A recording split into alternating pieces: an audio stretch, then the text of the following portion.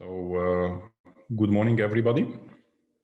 So welcome in the webinar. It's a joint action of the European Lifestyle Medicine Organization, ELMO, and the European Network for Smoking and Tobacco Prevention, ENSP. So it's the first time that we are working together. It's really goes well, and you will appreciate, hopefully positively, our first work together.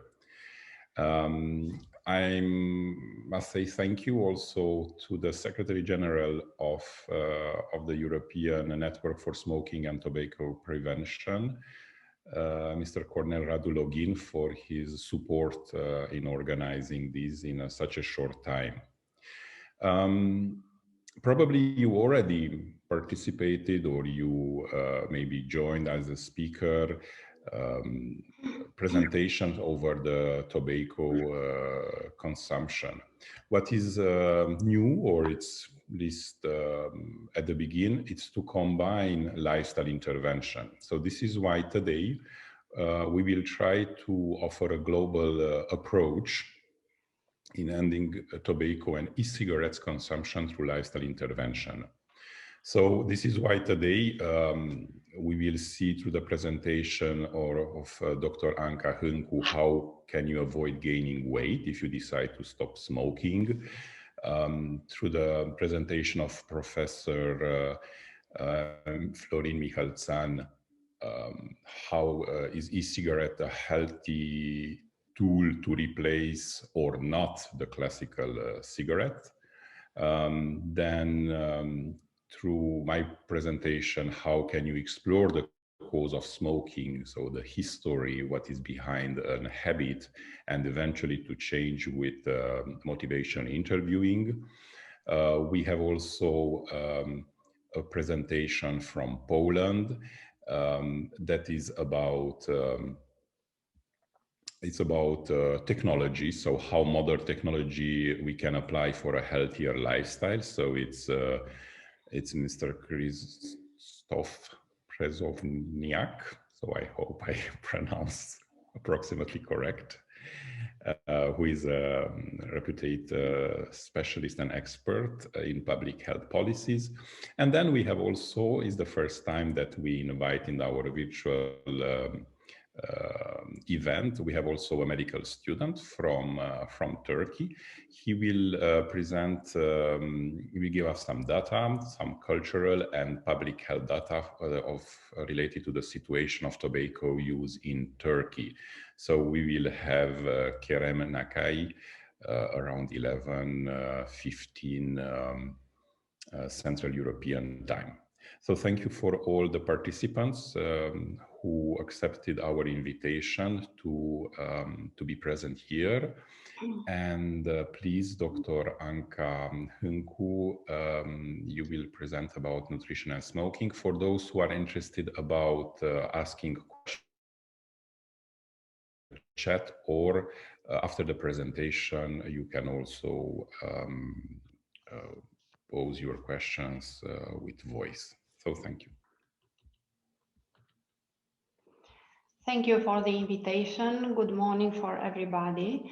My subject, nutrition and smoking, will follow the following agenda: nutrition for smokers, weight gain threat and smoking cessation, smoking cessation integrated in a lifestyle counseling, COVID-19 challenges for smokers, a healthy lifestyle for smokers, non-smokers and ex-smokers. For smokers, I will start with a book that I have been honored, where I have been honored to write a chapter together with Professor Mihalțan and Professor Maria Moța and Dr. Ionela Vladu. A book about nutritional status and COPD. Why I discuss about this book today? Because our subject, nutrition and smoking, is very much related to nutritional recommendations for COPD patients. Most of them are smokers, and all recommendations, nutritional recommendations in COPD have the objective to decrease the lung decline evolution.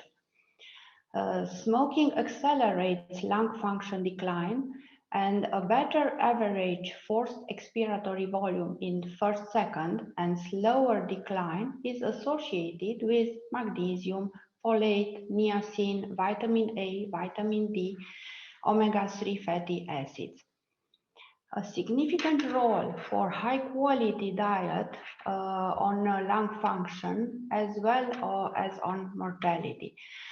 Considering pathogenesis, lung function is affected by inflammation, by oxidative stress, by smoking, pollution, genetics, age, and as dietary factors, refined and high energy dense foods, red processed meat, added sugar, with preservative, with low fiber, high glycemic index, saturated fat, which are typical to Western diet, are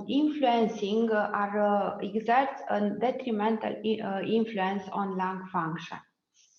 On the other side, the Mediterranean diet, full of fruits, vegetables, whole grains, alcohol, wine only in moderation, legumes, coffee, nuts, fish, which are rich in high antioxidants, vitamins, high fiber, low glycemic index.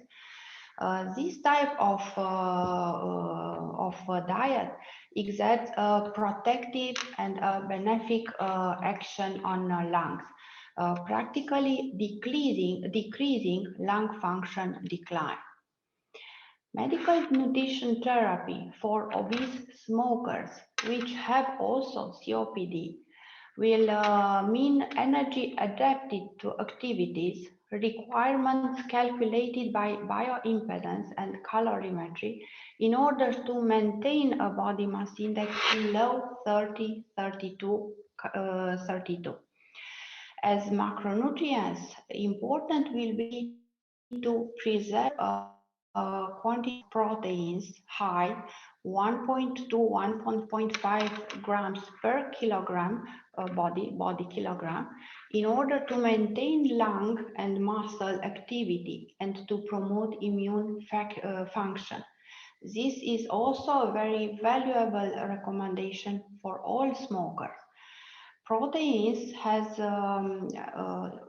as a percentage between 15 to 20%, 30 to 45% fats, and carbohydrates 40 to 55.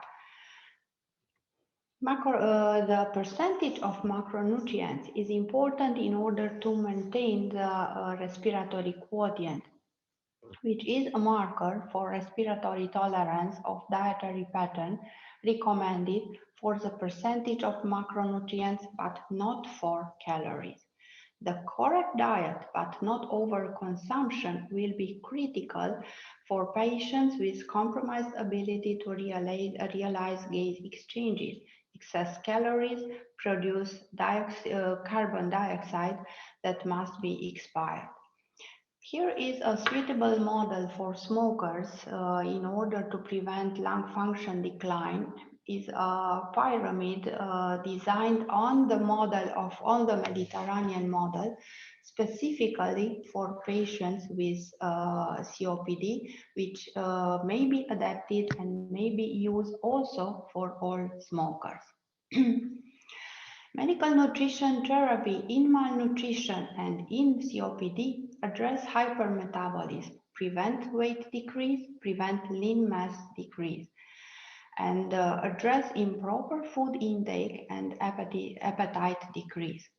Small meals, frequent, nutritional dense, with main meal at the time when energetic level is the highest, rest before meal, proper caloric intake for maintenance of weight between a body mass index from 20 to 24, food availability which requests the minimum time to be prepared, limiting alcohol intake.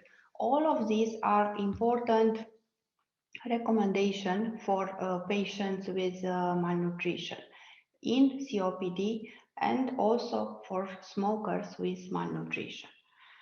Cross-sectional studies found a negative and independent association between fiber intake and lung function decline.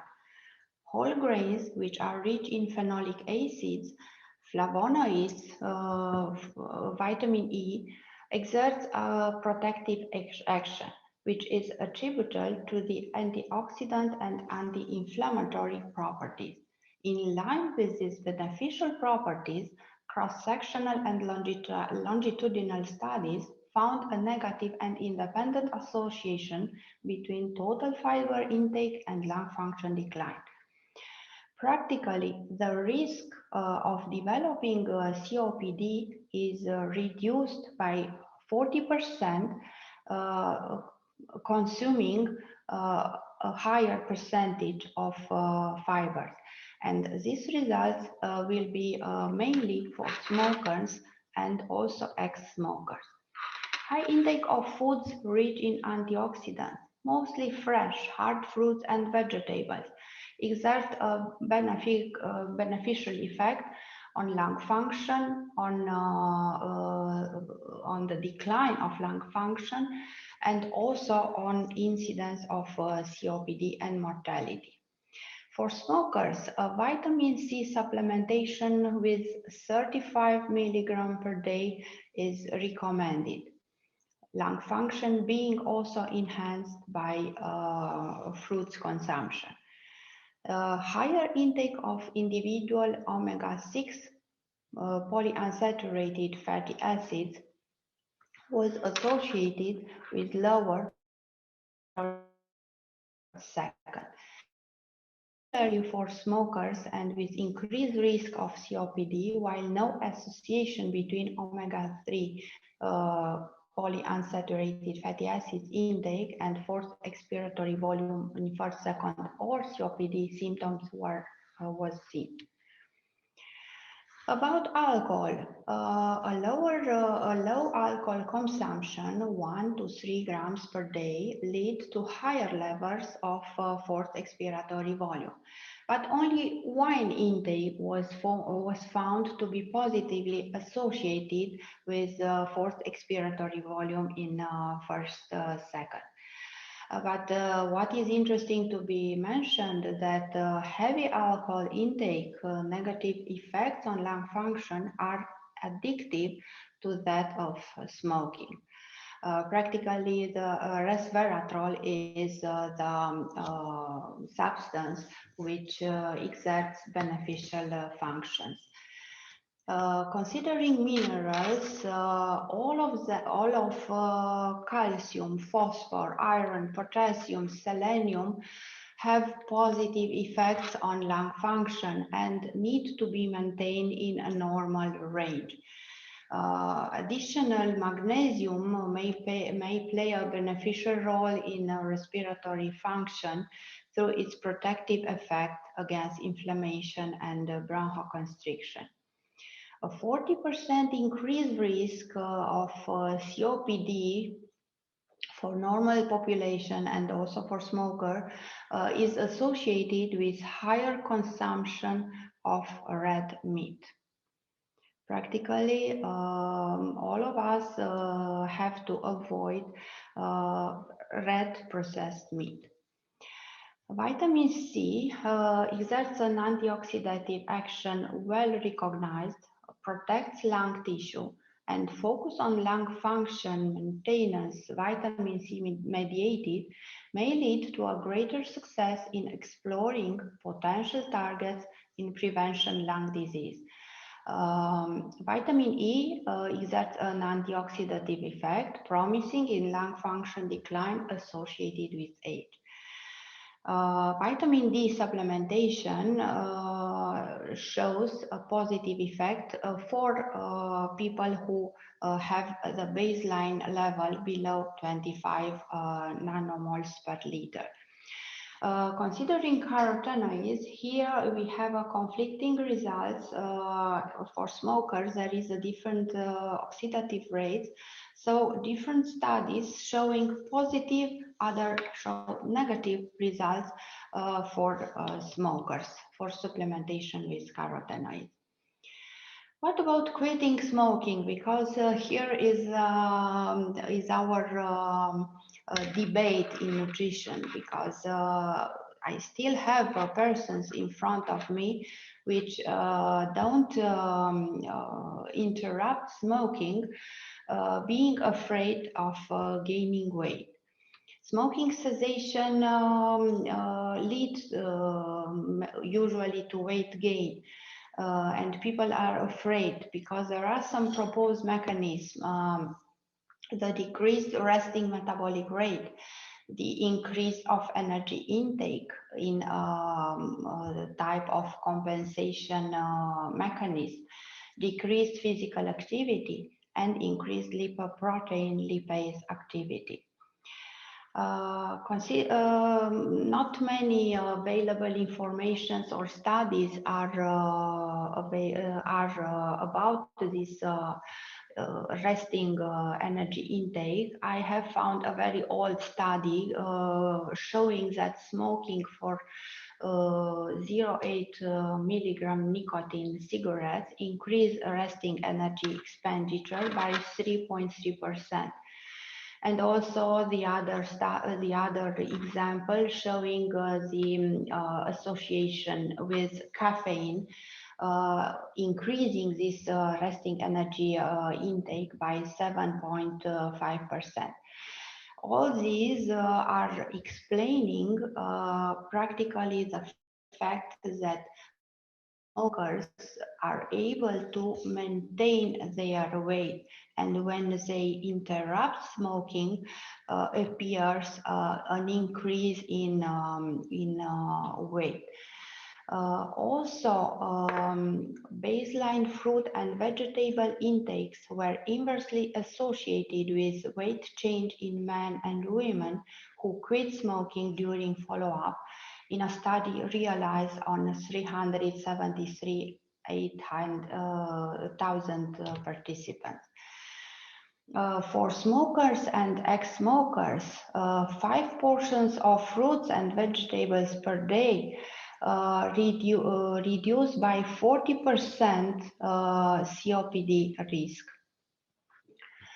Smoking is also associated with a reduced fat perception. When people stop smoking, they will feel also the taste of fat, of sweet, more accentuated. So people will start also to eat more and to feel more the pleasant and the pleasance of food. Also in obese women, it is known that many of them eat an excess calorie, and these will lead also to a risk for cardiovascular and metabolic disease.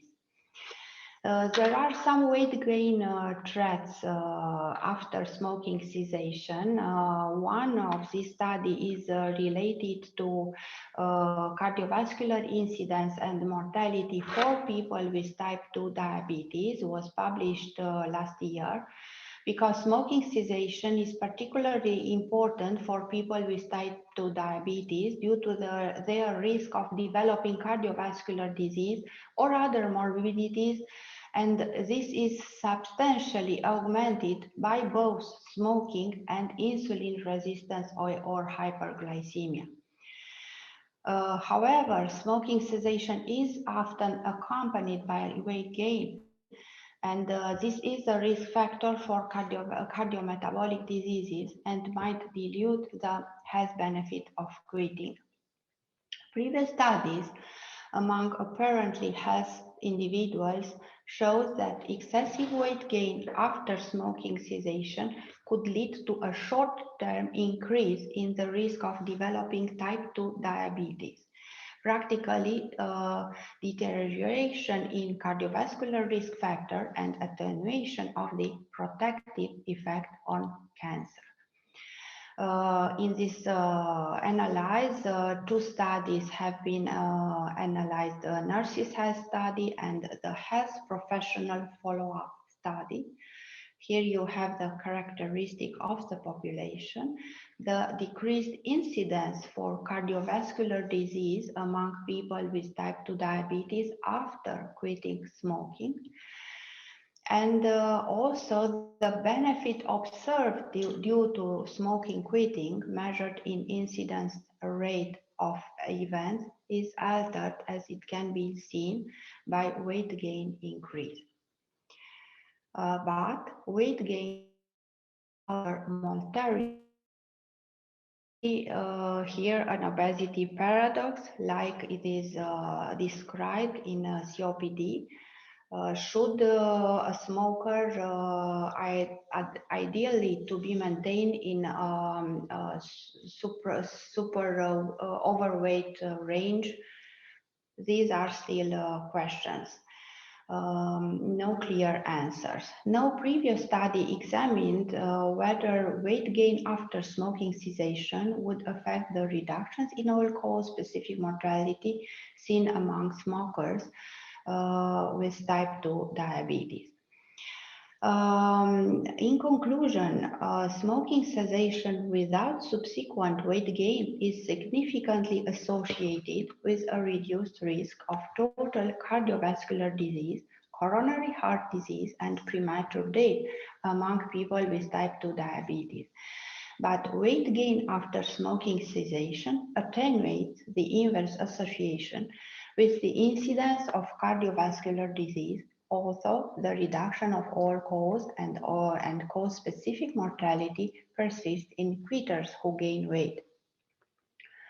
These data provide evidence that not only supports the overall health benefits of quitting smoking in the prevention of morbidity and mortality among individuals with type 2 diabetes, but also emphasizes the importance of weight management after smoking cessation to maximize its health benefits.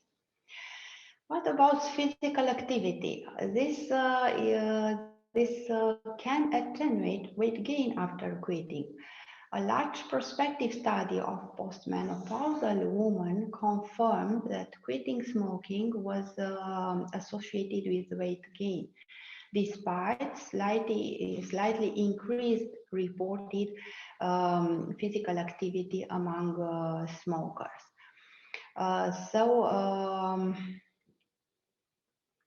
Higher levels of physical activity can attenuate weight gain, and low physical activity in a woman transition to high physical activity were not significantly different in weight gain from quitters who were high in physical activity at both times, indicating practically that being active after quitting is helpful regardless of pre-quitting level of physical activity. Practically, this process of smoking cessation should be integrated in a lifestyle counseling. There is a tendency when people decide to stop smoking, usually they decide to change their mindset, to change their life, and to adopt a healthy lifestyle. New quitters tended to have better diet quality and increased physical activity than continuing smokers. The combination of increased physical activity and being in the dietary modification intervention arm resulted in non-significant weight gain after quitting. Here are some healthy advices for persons that are trying to quit smoking. Very practical advices: to eat regularly. Skipping meals can result in overeating later in the day and an irritability, which may lead to to make harder the resist to craving. Eat breakfast, lunch, dinner, and 1 or 2 healthy snacks will be important. Choose healthy snacks. Think of mini meal, some carrots, some veggies, some fruits, some whole grains, crackers and cereals are good options. Move more. Fit activity into your daily routine and start practice physical activity, which is a nice physical activity, a pleasant physical activity. Eat a variety of healthy food each day. Listen your body. Eat when you are hungry and stop when you feel satisfied. What should I do if I crave unhealthy food all the time? Because this is typical after people quit smoking. The compulsory eating, the emotional eating will start. So ice cream, chocolate, different sweets have to be out of the house. In the house, in the fridge, only healthy food has to be there. Keep your mouth busy with some chewing gum if you are not sure that you will be enough strong to not to start to smoke again. Too much caffeine can make you irritable and can make very hard to stay smoke-free. So make sure that you don't drink too much coffee. Choose water first for your thirst. Pay attention not to drink too many sugar-sweetened beverages. Try to avoid alcohol or not to drink too much, because if you want to stay smoke-free. There are also some challenges for smokers during this period of COVID-19, where some misleading news practically told to people are even protective in front of COVID-19. A recent study which evaluated 2.4 million people showed clearly, a recent study from this year, showed that people who smoke are at an increased risk of developing symptomatic COVID-19. Current smoking being associated with increased overall COVID-19 symptom burden in all categories. No specific smoking-related pattern of symptom reporting, which might be attributable to existing prior symptoms related to smoking itself rather than COVID-19. From nutritional point of view, in front of COVID-19, the energy should be 25-30 calories per body weight, with a high intake of proteins, 1.2 to 2 grams per kilogram proteins. The maintenance of host macro and micronutrient status is an important preventive measure for COVID-19. Vitamins are important. The role of vitamin D was emphasized many times during this COVID period, especially very, very high doses of vitamin D. Also vitamin D supplementation, also vitamin A and C, but for vitamin C is not mandatory to have a supplementation for healthy people. Zinc deficiency also and selenium has to be supplemented in COVID-19 period. Smoking cessation mandatory during the illness should be a priority also in recovery period. And after pulmonary rehabilitation measures, A healthy lifestyle with normalizing body weight, a healthy nutrition model adapted to caloric and nutritive requirements, daily physical activity, and an optimal sleep, mindfulness will remain key principles for a healthy future for patients after COVID-19.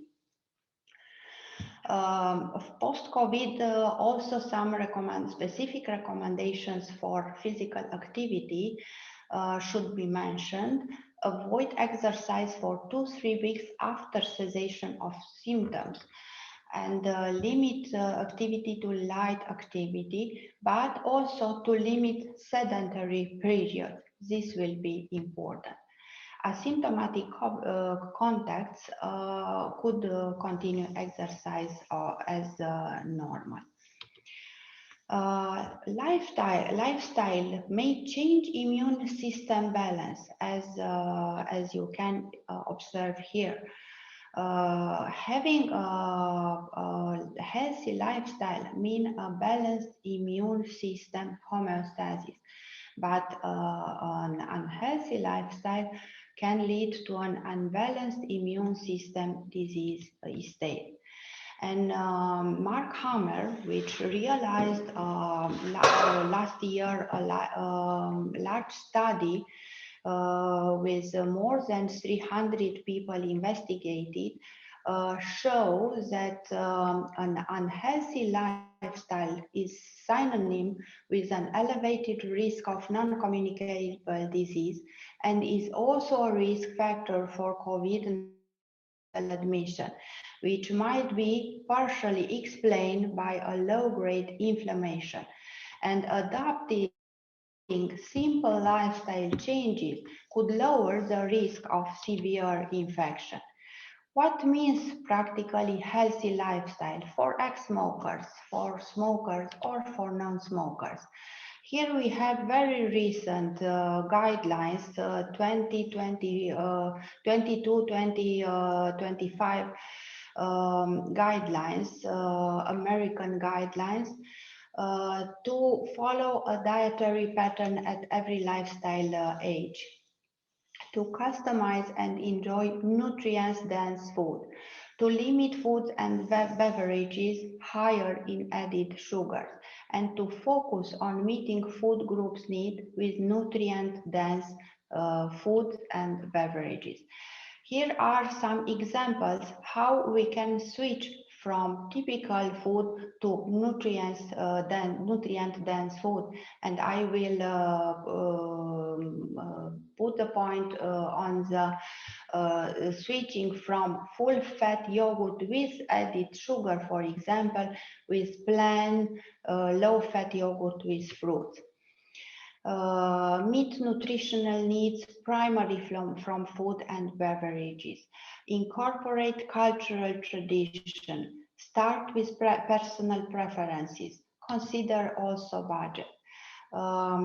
Eat a lot of dark green vegetables, red and orange vegetables. Practically all colors have to be in our plate in order to focus on meeting food group needs with nutrient-dense food. At the end of last year, practically 2 months ago, a new guideline on physical activity was elaborated by World Health Organization. And here you can see the level, which is between 150 to 300 minutes per week of moderate physical activity. But health benefits will appear when a moderate level of more than 300 minutes per week will be attained. Here is very well shown the recommended range of physical activity.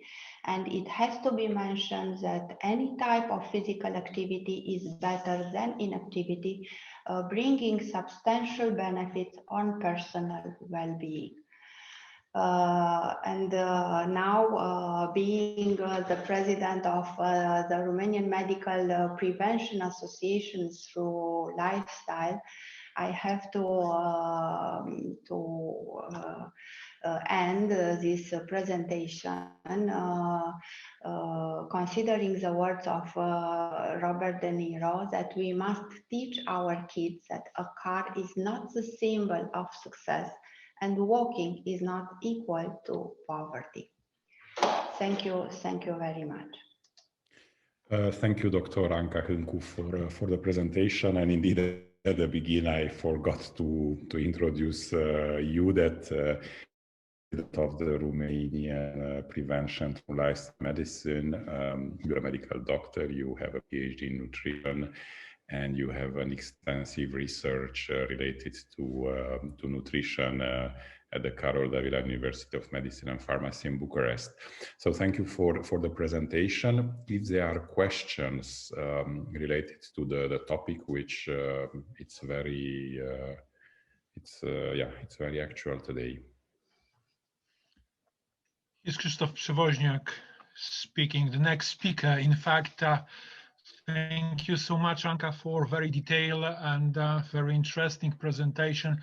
I have a very brief question regarding the role of level of glucose, both in combating with weight control, but especially in his role in smoking cessation. We know that this is one of the most important mechanisms when reducing withdrawal symptoms. Can you comment in few sentences that issue? Yes, of course, I can comment. We know that this addiction act in our brain, and practically when people stop smoking, they will try to replace one addiction with other addiction. And the secretion of endorphin is also stimulated by eating sugars, and by other pleasant activities, physical activity, sex, listen to music, buying something nice. So people will try to move to other activities which could bring them a positive feeling by enhancing endorphins. For that reason, we stimulate people to enhance their physical activity in order of endorphins, and they will be able to not to replace smoking with sugar, because the first tendency is to replace smoking with eating, also due to the fact that they have to replace the jest. They, instead of starting to smoke, they start to eat usually high sugar food. If there are other questions or remarks? Good morning, Ioan. Hi, Ioan. Hi, Anka. Thank you very much for being with us, and your presentation was very good. And I would like to express a little experience, a big experience, not a little, all these years, 30 years dealing with obesity. It's a matter that the doctor or the practitioner that face obese people has to deal with a complex way, I think. For example, the mental part is very important, the physical activity is very important, nutrition is very important, and the follow-up must be very, very frequent after the stop of the smoking, I think. That's very critical, so that not to have weight gain in big numbers. Must be the doctor close to the patient in the first critical days, weeks, months after stop smoking. That's my experience.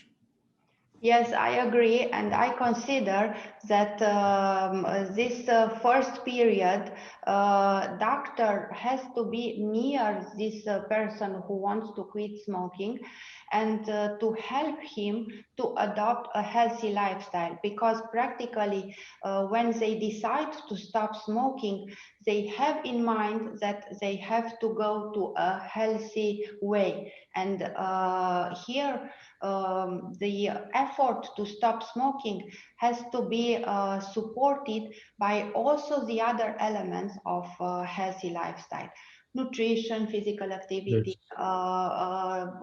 good relation with alcohol, not to drink too much, not Yes, to sleep too less or too much.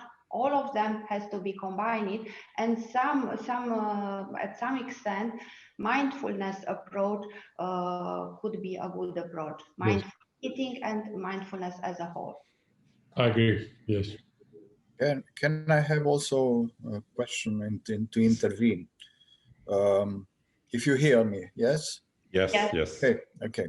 A very nice presentation, because it's a rare attack of nutrition against ex-smoker, to help him for having a correct diet and more exercise.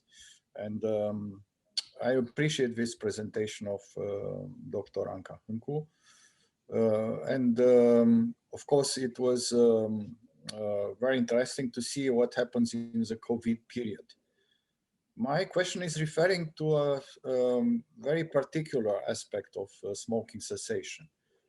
As lung physician, what I observe to my patients after smoking cessation, they gain weight, they are not in contact with nutritioner, and this gain of weight is persisting and bringing some other disease, very frequently sleep apnea syndrome, obstructive sleep apnea syndrome. And I observe in this presentation, it was with many aspects and many consideration concerning the first year of cessation. But we know that these patients are relapsing very frequently. The rate of relapsing is high, still high, even if they are assisted or not by a specialist in counseling smokers. And that's why my question is referring to the second moment coming after the first month. How the nutritioner can intervene, because if he's relapsing, he became again a smoker. And in assisting such a smoker, even if he's relapsing, usually the team was composed by a lung physician, a specialist in counseling, or a psychologist. What is the mission of the nutritioner here? This is my question. Thank you, Professor Mihaltan, for your question. From my point of view, after some years, there are also ex-smokers who will not follow so well the healthy lifestyle. Also, some of them, as you mentioned, will become again smokers. There are some points here, because some of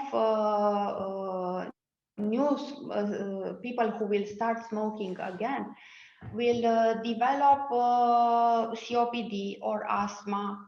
There are different examples of people who start again smoking and have lung function decline.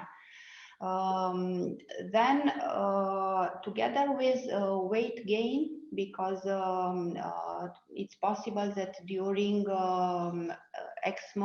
during no smoking period, they will weight gain.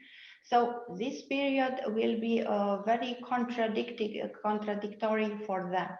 So also the integration and advices in a lifestyle center would be very beneficial, because these people, as I will make a parallel, when we treat obese people, we after the target is attained, we maintain the relation with them, and they will come monthly to check their weight. Exactly for smokers, from my point of view, the relation with pneumologists where they have been in evidence has to be maintained monthly by 2 months in order to keep them as known smokers. Because if they will start smoking again, then also the whole lifestyle and their mindset will be changed.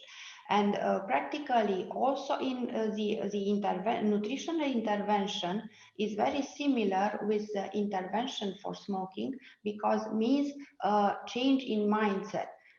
This is the most important element that has to be changed in people, the mindset. Mindset of non-smoker, mindset to be healthy, mindset to eat healthy, to move more, and practically move more and eat less. Thank you. Thank you very much, Dr. Anka Hynku, for the questions. I'm looking also to the time. I just would like here to, of course, there are people who can still ask you in chat if there are questions. And here, just with the remark of Dr. De Gracia Hills, she's saying that family and friends supports are also very important. So indeed, if you, the rest of the family or the friends are smokers, it's a bit very challenging passive smoking is also a big problem. Yeah, exactly. So thank you very much for the presentation. We will continue now. So we will sacrifice the 5 minutes break just to be in time. So thank you very much.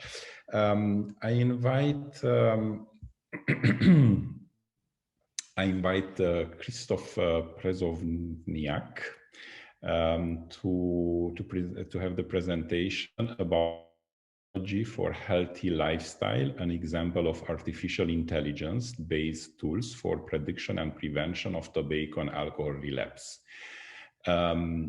He's a medical sociologist with an extensive experience in public health and chronic disease. It's a governmental international expert in public health policies and European Union public health projects coordinator. So welcome. It's the first time that we have a presentation list for ELMO. So we are really curious about your experience, what you have we have the honor that you are sharing with us. Good morning, everyone. Thank you very much, Jan, for giving me floor for my presentation. The first question is if you see on my slides. Yes, yes. Fantastic. So today I would like to tell you very briefly, in fact, because this is a broad issue, a little bit on the role of modern technology in healthy lifestyle, but especially I'll be focusing on more artificial intelligence-based tools for prediction and prevention of two biggest in terms of lifestyle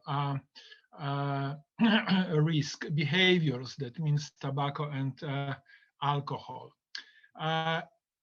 In the beginning, please let me say a few words on global and country look at tobacco and alcohol use, its health effects and economic costs. If you take a look at that slide, you see that still in tobacco epidemic, we have a biggest problem with cigarette smokers, or with the number of that population is very big, exceeding 1 billion of adults. But in the past years, we are seeing that the new epidemic is coming. That means the population nowadays 20 million of HTP users and approximately 70 million of electronic cigarette vapors. Still, we have, at least in some countries like Sweden, approximately 10 million of smokeless tobacco, like snuff. As regards the use and dependence from tobacco and alcohol in my country, I found such data for my country, you see that we have a quite big population, big proportion of alcohol drinkers. This is approximately 80% of adults, 26 million, and approximately a quarter of adults represent tobacco epidemic. We have 4 million, that means 12% of adults of daily drinkers, alcohol drinkers, and approximately 7 million daily tobacco users. However, the population of those who are dependent from particular substance abuse is bigger for tobacco dependence than for alcohol. If you take a look at two global maps, on the left on cigarette consumption per capita in adult population, and on the right in the same population but for alcohol consumption, you can see that in most of cases, but first of all for North America, especially Canada, Europe, and former Soviet Union countries, both epidemics occur together. If we try to calculate how many people die each year for a particular epidemic, we see that much bigger is the epidemic of tobacco. Nowadays, according to WHO estimates, over 8 million, we have over 8 million deaths caused by tobacco and 1 million due to secondhand smoke. For alcohol epidemic, this is approximately 3 million deaths occur every day. We can also see that the spectrum of potential diseases which are attributable to particular risk factors is bigger for tobacco than for alcohol. However, when analyzing, for instance, according to 2019 Global Burden of Disease data, 10 key risk factors in terms of years of life lost per 100,000, we see that both factors, including tobacco and alcohol, are quite highly rated. And if we're talking about prediction for the next 30 years, we see that tobacco is even higher rated in the future that now, and position of alcohol remains almost the same. In terms of total economic cost, I don't like you to divide for particular costs. Again, tobacco epidemic is more costly. For United States, this is over $300 billion in direct medical care cost for adults and in terms of lost workplace productivity. For alcohol, total cost, this is approximately $250 billion, but then this calculation also includes criminal justice expenses and loss from motor vehicle crashes.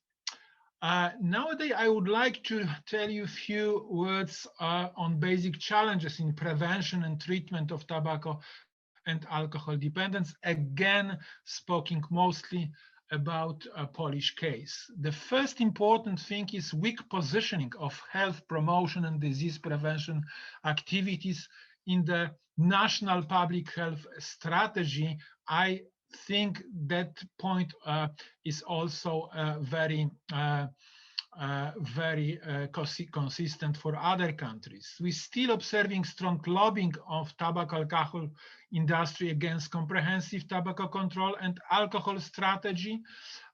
We observe lack of sufficient coordination of the activities undertaken by different stakeholders.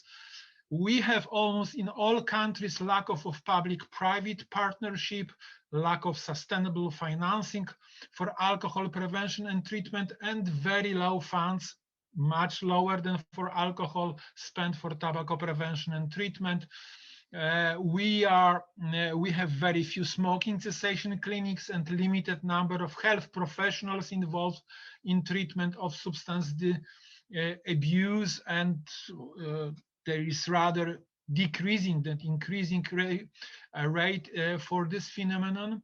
Less than 1 in 10 of tobacco-dependent patients and 1 in 6 of alcohol-dependent patients decide to be treated from substance abuse. This is one of the observations that is used for using modern technology that partly help to solve this problem. We have big lag time between therapeutic visits and no support at that time, limited offer for intensive and comprehensive treatment in public health sector, very limited use of internet and mobile apps for support of tobacco and alcohol prevention, at least by now. However, in this phenomena, we rather observing increasing trend.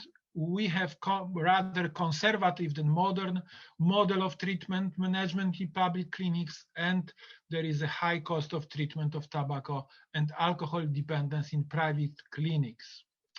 What about new technology and changes, potential and observing changes in society, markets, life, research, and paradigms and methods of intervention? This is very broad issue, so I just like to touch for a while, that broad issue. First of all, we have to talk a little bit about life modernization. We have now much more technology in daily life, workplace, and environment. Second is that access to information, knowledge, and professional service nowadays becomes one of the top social values.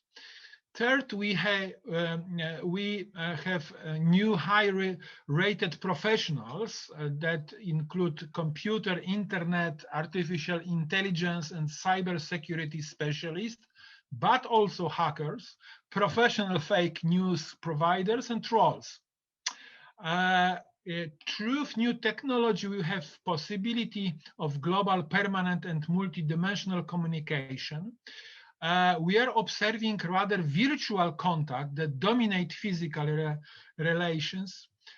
We are more and more living in so-called society of risks. That means that we have more risk. We are making more risky decision, life, and we think that transgressive personality is more important social value. We don't have enough time for reflection. We are observing atrophy or rapid changes in social and professional authorities. And we are also observing much bigger psychological consequences of a risky life than in future. So there is more and more psychological disorders. We have possibility of self-creation and self-affirmation when internet, social media, and mobile apps are used. I mean about avatars, internet celebrities, and influencers. And last but not least, these technological changes are connected to generational changes. Youngest generation don't know how to function without computer, internet, smartphone, and social media. Let's focus for a while on the last one issue. You can see on the slide 5 generations which are living now and sometimes working side by side in 2020. Look at 3 last generation, in which one there is a role of internet and social media and technology mentioned. Internet, MTV for those born in 60s and 70s, Google and Facebook for those born in 70s to 90s, and tablets, devices, and apps for those who were born by the end of 90s. I would like to concentrate on the last 2 generations. Which are the features of these generations? They would like to be self-confident about their professional life competences. They have high elasticity and capability to cope with labor market. They are highly optimistic, active, and oriented on personal, professional, and social development. They have new approach to authority based on high expectations toward competences, management skills, leadership, and activity-oriented inspiration and passion, but not, or in less extent, on family relations and respect to age and social roles.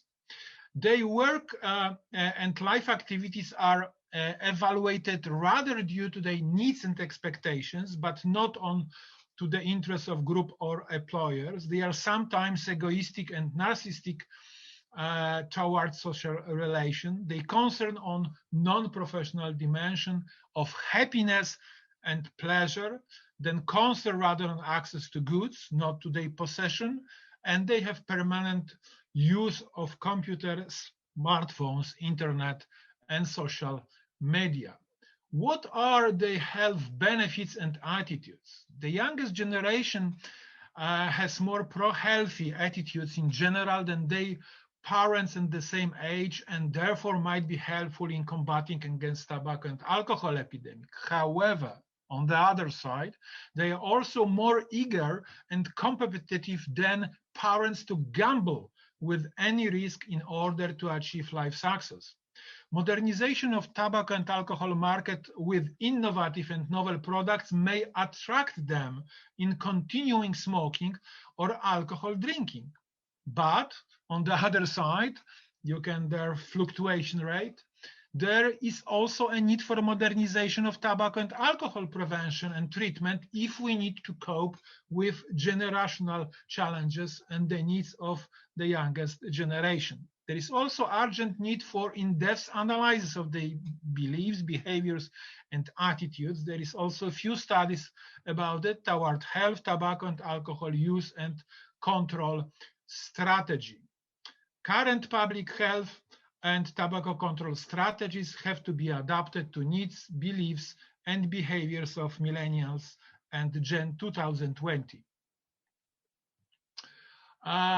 What about, do you hear me? Hello? Yes, okay. We hear you. Now a few words on modern technology and global strategy of tobacco industry. So about market, what is the reaction of market to the new technology? First of all, we observe market changes from combustible to vaping and heating products, and it doesn't only concern tobacco, but also we are observing bigger and bigger interest for vaping alcohol in the internet. We have further investment of transnational companies into e-cigarette production and sale and higher affordability of e-cigarettes. We know that the rapid increase in prevalence of e-cigarette use among adolescents is observed in many countries. In adolescents, for experimentation with and exposure to nicotine as psychoactive substance, and young adults for arguing by tobacco industry that e-cigarettes are less harmful products and helping in smoking cessation. This increase, by the way, can be strengthened by development of heated tobacco product and may contribute to the increase in smoking of combustible tobacco products. Transnational tobacco companies can use new technologies such as social media, mobiles, apps, cloud data storage, chip controllers for building up personalized target-tailored tobacco products and marketing strategy, and for harvesting personal data on tobacco habit. I will show you a few data about it. You can see on this slide how dramatically is increase in prevalence of cigarettes among 15 to 19 years old adolescents in Poland, from 70 to 62% for ever e-cigarette use, from 6 to 30 for current e-cigarette use, and from 4 to 22 for current dual users. What is also interesting is that this increases are contributing to also increase in current cigarette smoking in my country from 24 to 38 in this population. the market of the e-cigarette e-cigarettes in terms of numbers, but also in terms of value, is bigger and bigger. My country, unfortunately, in both categories, belong to the countries when the e-cigarettes are very fastly developed. And a brief message about something new that was found by few groups regarding heated tobacco products. A Canadian group, I will show you the analysis in a minute, found out that heated tobacco products like IQOS are equipped with two, not one, microcontroller chip, which is responsible for heated mechanism, but also for the second one that is capable for storing and transmitting usage information and sending potential data on number of puffs and instances of activation to Philip Morris database through cloud, and then personalizing by Philip Morris the marketing of these products. The Tech Insight in Ottawa made an inspection of IQOS hardware. They realized that IQOS is equipped with two microcontrollers, as I told you.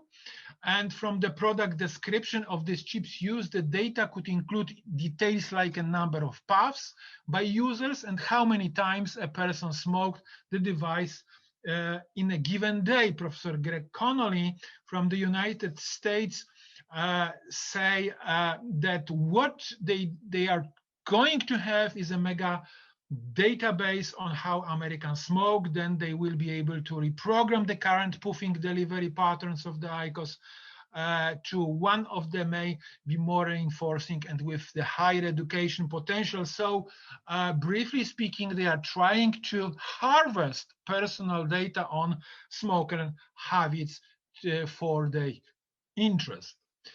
One slide on the need and the role of modern technology in healthy lifestyle and treatment of psychological disorders. Briefly speaking, when using mobile apps, we have access to all intervention in one tool. We have collect data, we have access to data storage and to creating the big data and to the analysis. This is the permanent automatic collection of the various data, ongoing analysis, open access to population statistics, patient's access to his medical records, permanent access to therapist to records on his patients. So in terms of in walking smoking cessation clinics and their possibilities, it seems like a paradise for potential therapists and analysts. We can do prevention, for instance, raising awareness of substance abuse, its risk and cost among tobacco and alcohol user abstinence and their families. We have to screen potential populations, so we have easier access to those tobacco and alcohol users who don't need therapeutic support or have not received professional treatment support. We have access to those users who suffer from tobacco or alcohol attributable diseases and to high-risk health and social groups. And there are a lot of therapeutic benefits, including easy electronic arrangement and management of therapeutic visits, better and permanent control of therapist work, broader spectrum of diagnostic and therapeutic methods, for instance, sleep, high-level prediction of tobacco and alcohol relapse powered by artificial intelligence, easy anonymous online 24-hour and cheaper access to all preventing and therapeutic intervention, shortening time of therapy, easy and permanent access to social supporters, so-called Facebook of abstinence, new methods of patient motivation, and improvement in methods of tobacco and alcohol abuse therapy, for instance, by chatbots, so-called virtual assistant advice. How we can do that, especially in terms of artificial intelligence-based tools. The stage one is to create treatment ecosystem, then preparing diagnostic tools, collecting big data, selection of relapse predictors, and then the statistical analysis. In the stage or step two, we have to profile, target, and relevant algorithms for prediction of tobacco and alcohol relapse for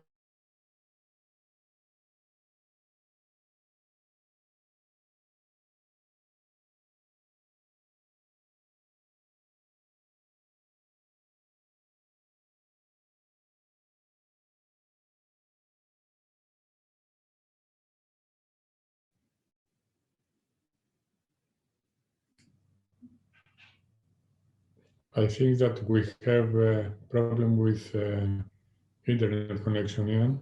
Okay, okay. It seems because I had also myself, so I didn't know if it's from here or not. I think that's from.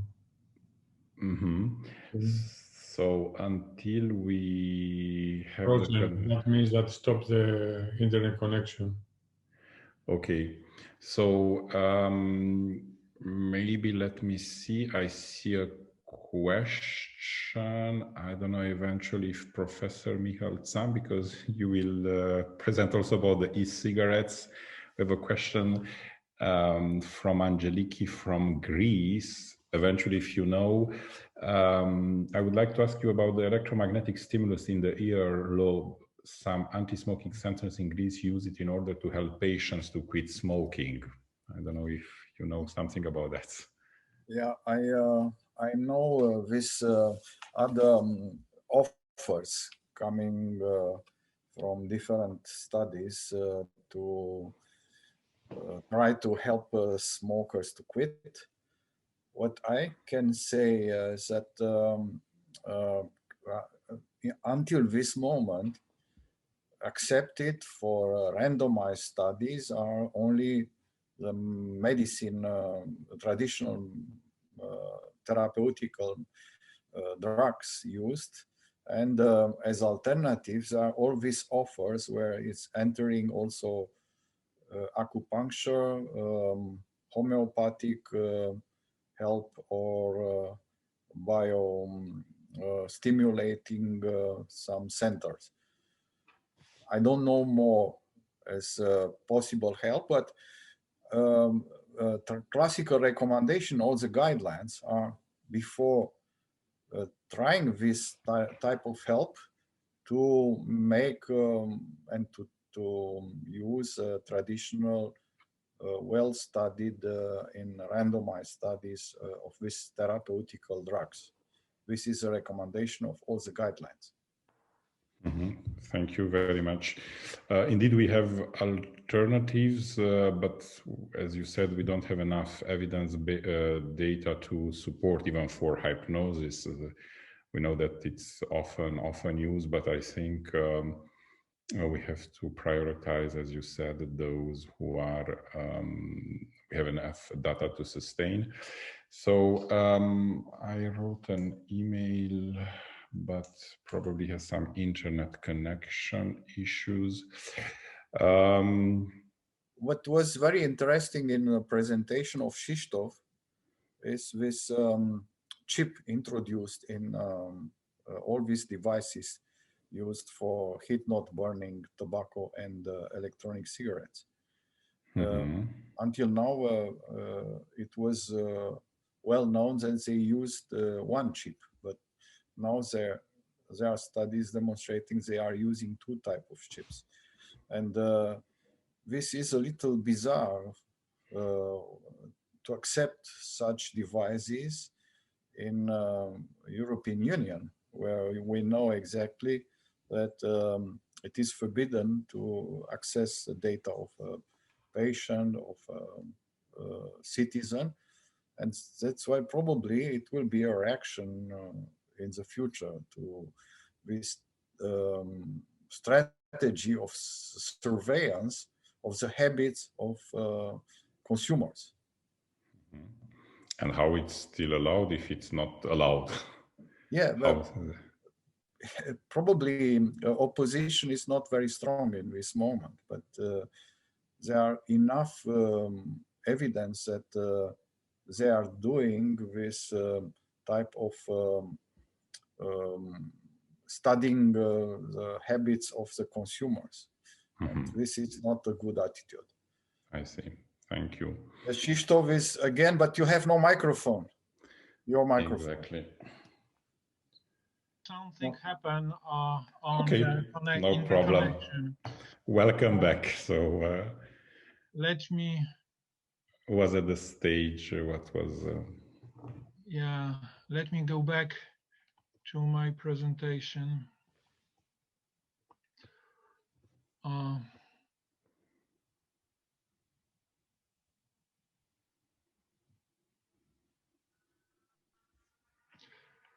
Okay. Now I'm moving to the proper slide. Yeah. We are almost at the end, but no, we really enjoyed. Unfortunately, lost a little bit time for. Okay. I think so was I think was before at the stages where we lost you. So yeah. 2-3 slides so before. So I have to say also few words on the stages, or? Yeah, that is where we lost you. Okay. Okay, thank you. So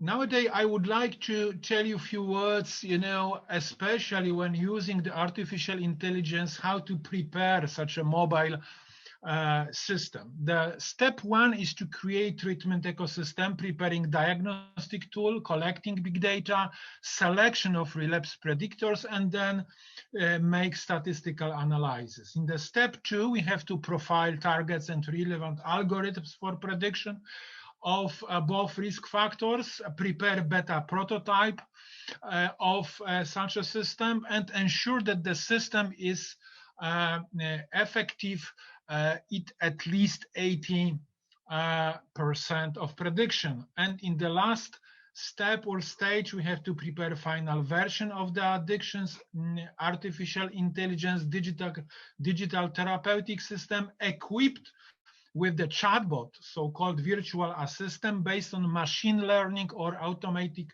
natural dialogue language that can essentially improve the effectiveness of traditional therapy.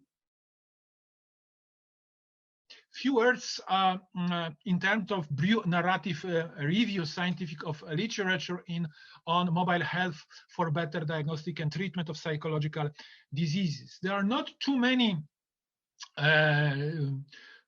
publications because this fields of science just started to work, and there are only few on alcohol. First of all, more on alcohol than on tobacco treatment. So I will present you a few that concern on psychological disorders.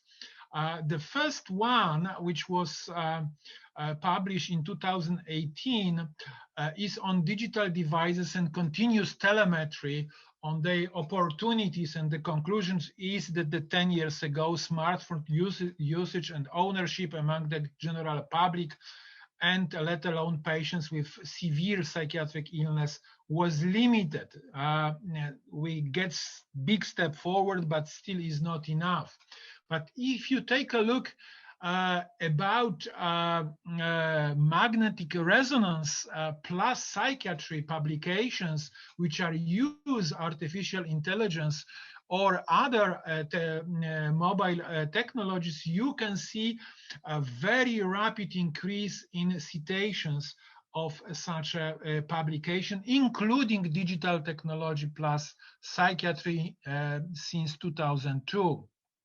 Another publication on schizophrenia diagnosed through digital mobile concluded that among individuals diagnosed, hospitalized, and treated for schizophrenia, up to 40% of those discharged may relapse with 1 year. So there is a big risk of relapse. They analyze 6 questionnaire predictors, 15 predictors of geolocalization, and 16 predictors connected to mobile activity.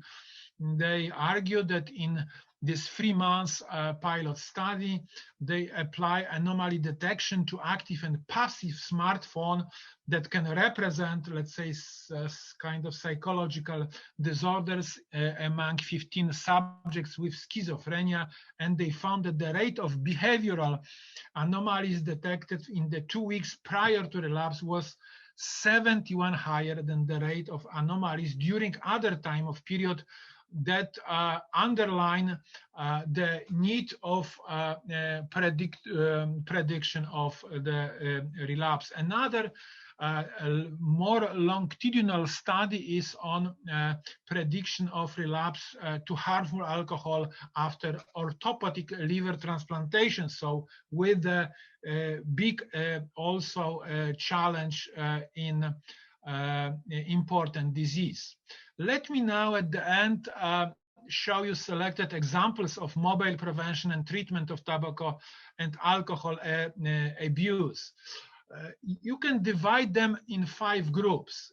The first group includes simple market gadgets without diagnostic and therapeutic functions. I don't like to concern on these products. The second group are application based on less or more advanced self-control methods for limiting tobacco use or alcohol drinking and continuing abstinence. The third one are application based on development and support of the user's society, in particular at the time of abstinence, and the progress in such a product is probably bigger for that one category. The fourth one are application including basic diagnostic and therapeutic tools, for instance, diary of hunger, emotions, sobriety, and exercises for cognitive behavioral therapy with online and face-to-face access to therapists. And the ambition is to have more and more comprehensive mobile therapeutic platforms that offer advances online system of substance abuse diagnosis and treatment, online and direct access to therapists, and artificial intelligence-based prediction of relapse. Let me show you a few. The first one, quit drinking, stay sober, is an example of simple mobile application based on motivational tools and advices. The second one, called 20 Step Up, is mobile application supporting participants of 12 Steps program. The third one is the biggest one with the society, with the number of users exceeding, as I well remember, few 100,000 users. This is the biggest social media sober grid platform for alcohol sobers and abstiners. But the most advanced is HS, first mobile application for alcohol drinkers and abstiners that was assessed by clinical first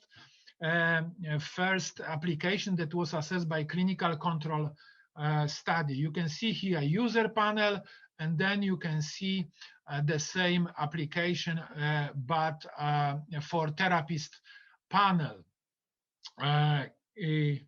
We have also 2 much more advanced Polish mobile application. The first one is in English Addiction Meter 2.0, which is Polish mobile application powered by artificial intelligence in diagnosis of different addictions, including tobacco, alcohol, drugs, and hazard, assessing the risk of relapse and encouraging to cease. But the most advanced is Helping Hand. I'm leading there the research group, personal digital therapists. This is probably the most advanced comprehensive ecosystem for diagnosis of alcohol abuse and other addictions,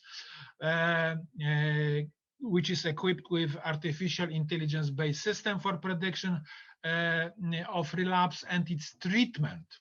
It's a platform available for Android and iOS, for computers and smartphones. In future, we have to have a chatbot for supporting the treatment.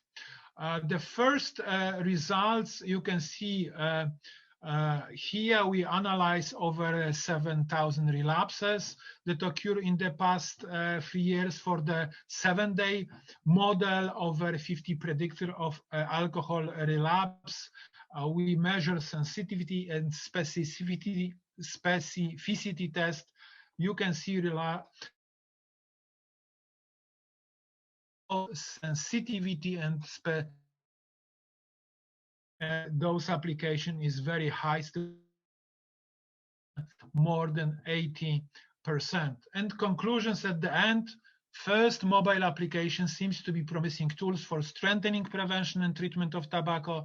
Mobile application offer various functions that may substantially improve traditional treatment. Mobile application may increase a proportion of tobacco and alcohol dependent patients who decide to be treated. With these tools, we may have a permanent access to bigger number of patients and broader spectrum of predictors, what may have an impact on progress in research on prevention and treatment of tobacco and alcohol dependence, and algorithms of artificial intelligence and new analytical methods may help in sufficient prediction of tobacco and alcohol relapse that could support therapies and diagnosis and treatment activities. So we started some time ago, in fact, in the beginning of the 19th century, from drunk and probable full of tobacco smoke parliament, British Parliament, to sober and smoke-free artificial intelligence. Thank you so much. Thank you very much for the presentation and all the information what you share with us from Poland and globally, and not just for smoking. Here we had, while you are disconnected, we had from Angeliki Andreou from Greece, that she's saying, thank you for your very interesting lecture. I would like to ask you about the electromagnetic stimulus in the earlobe some anti-smoking centers in Greece use in order to help patients to quit smoking. If you eventually know something about that? I have very limited knowledge, but I'm much more concentrating on, let's say, the functioning of mobile application, social media, internet, and the role of artificial intelligence, mostly for prediction and prevention of alcohol and tobacco relapse, but also other addictions. But I know there are more and more publication on other technologies used not just for prevention but for medicine. So the spectrum of using the modern technology, for instance, in magnetic resonance and other, let's say, and other solutions. One of the solutions, for instance, including automatic connecting between measurement of carbon monoxide level with decision on diagnosis of tobacco dependence. So for sure there will be more and more technologies and ideas how to use the engine of potential technologies for our goals. But I don't know in details that particular solution. Okay, thank you very much. If there are other questions before we take a short break of 5 minutes, could be, let me see here, it's also... yes, please. I can try to say hello to Krzysztof again. Thank you for your presentation. You spoke about these two chips in this device from e-cigarette. After your opinion, is it without any reaction from the European Union, from other authorities? Because now the scandal, what I can say in Romania is that they are introducing a chip in a vaccine for COVID. It's a whole fake news inside. But what is your opinion concerning these chips in surveying our smokers? Well, the first publication, which was done in Guardian, as I well remember, a few years ago was a very fascinating news, at least for us, but also for other public health specialists. Then I tried to collect more data on that, and first time published in my presentation during the ENSP European conference 2 years ago.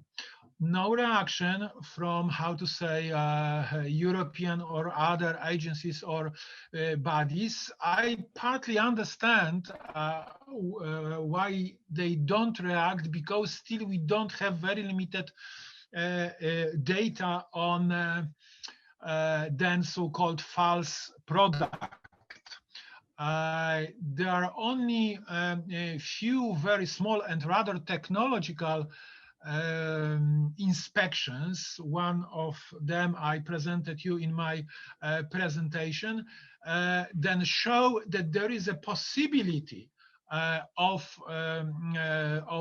such a procedure. So in fact, you know, HTP, I mean about IQOS, is in fact equipped with the new controller, chip controller, that can harvest personal data on number of puffs and other habits, you know, for the PMI interest. But one of the PMI general managers say that they are not using, you know, so when they are selling, you know, they are not using this micro. However, there was no any study, you know, that check what she's saying. In fact, one of the former PMI managers from Japan, Mr. Masuoka, claim, you know, that they are doing that, and they are sending, you know, those data which are stored from particular IQOS equipment through cloud to PMI databases in United States. But this is nowadays rather the exchange of statements and very technical inspections. So we need a serious both technological but also public health study in this field. Then probably European Union have to react. Okay. Thank you for your answer. I see there are no questions now. We will take just a short 5 minutes to do some stretching and so on. So we are coming back in 5 minutes.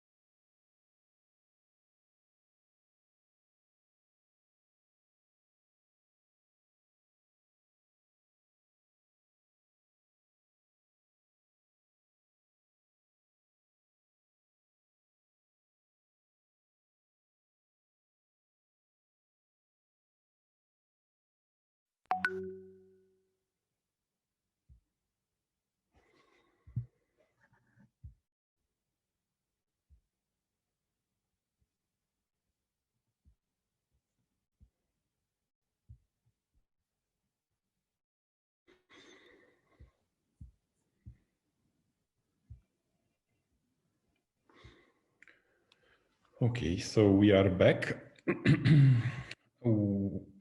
Meanwhile, we had some question in the chat, but I see that Christoph was not there. But yeah, we had just a question. Now the next presentation, it's about e-cigarettes. So we will go deeper in the topic. E-cigarettes, a repetitive mistake.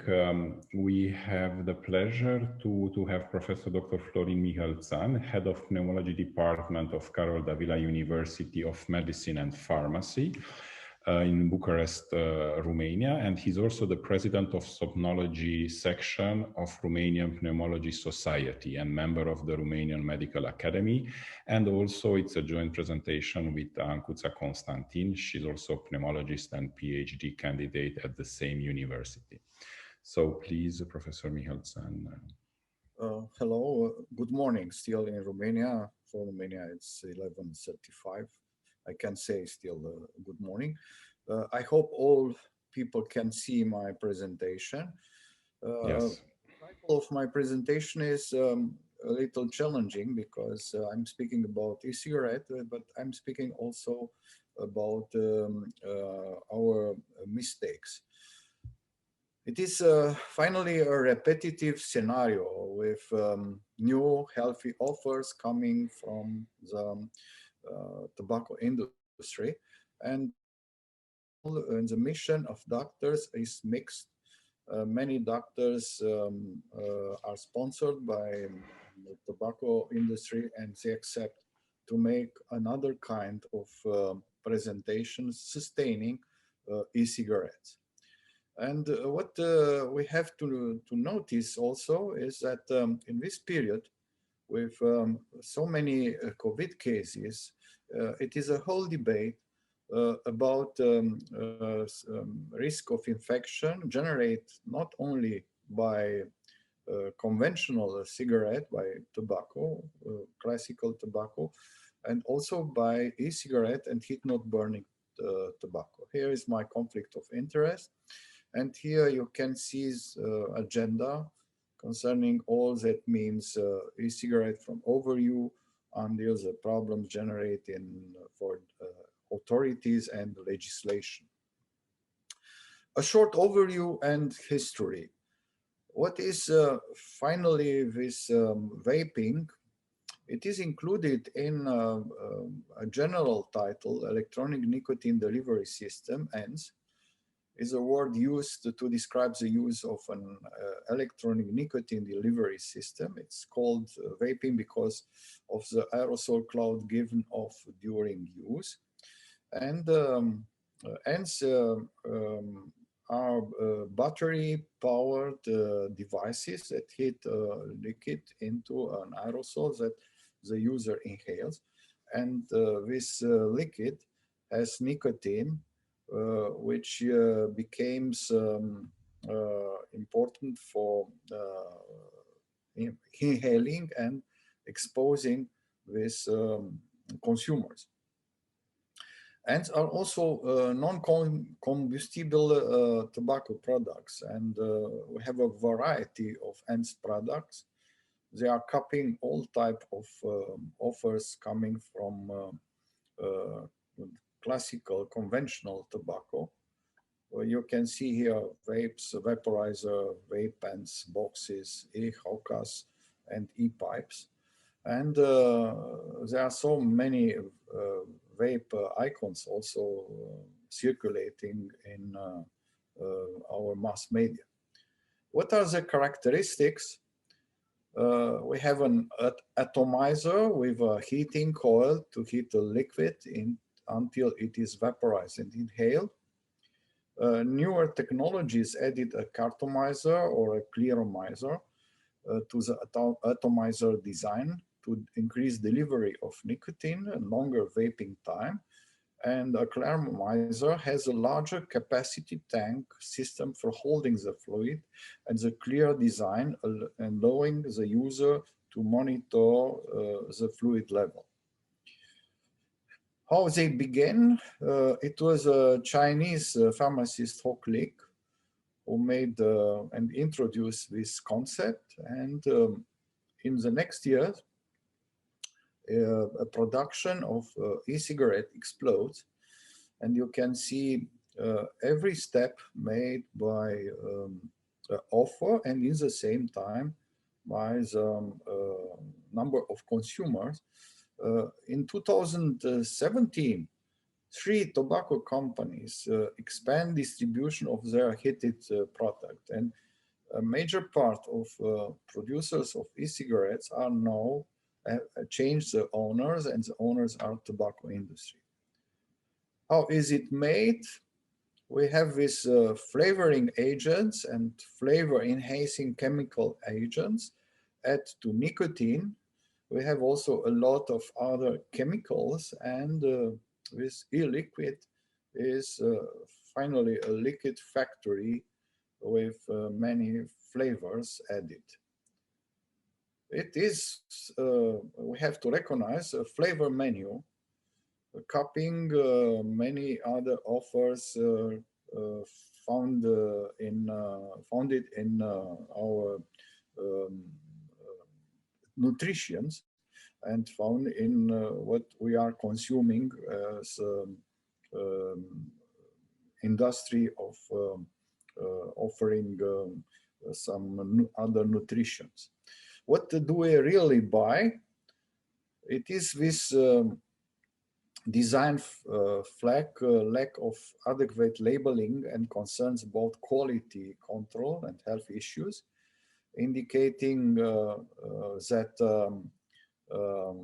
regulators should consider removing ENS from the market until their safety can be adequately evaluated. You can see here the atomizer, wrappers, and cartridge, and all this have some consequences of vaping inside. What is doing the tobacco industry? We have to notice and to know exactly what are their moves. Tobacco industry, as I said before, are investing seriously in non-cigarette nicotine products. And you can see that every tobacco transnational companies are doing this. They came on the market in different moments, but they are there.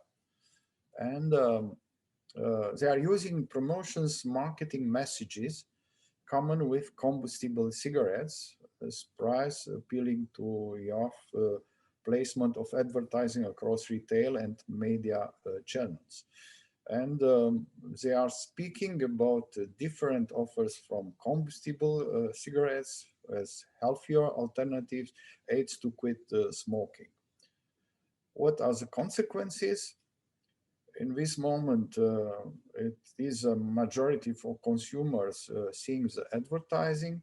More are receptive to e-cigarette advertising. Few are associating harm and addictivity's perception of this e-cigarette to the clear and the whole image of this product. This strategy brought some other effects. Juul adopted, is one of the examples, the same terms used by Philip Morris, and they had extensive advertising campaign to glamorize cigarette smoking while downplaying its addictiveness and deleterious health effects, according to the suit. They use youth-oriented imagery in conventional and social media marketing campaigns. They promote them as cool and sexy.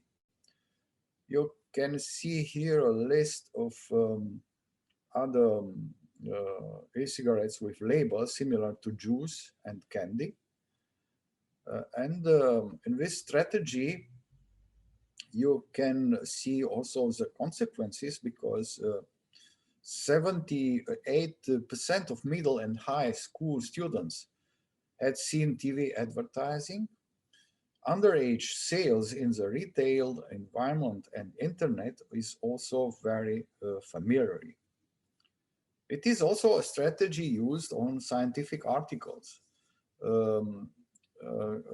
They succeeded to divide these articles in industry-funded articles favoring tobacco harm reduction and other coming from independent researcher, but they are not declaring all these producer of articles are not declaring a real interest, and if they are sponsored by tobacco industry, it's not every time very evident.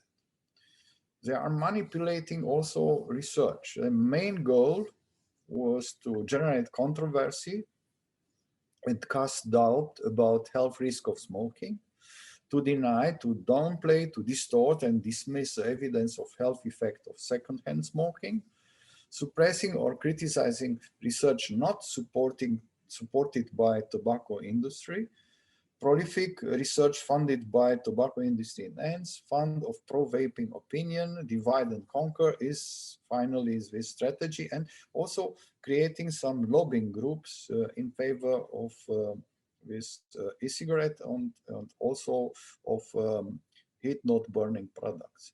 And here you can see the results. It is a huge public health debate regarding the potential harm and benefits of ENS use.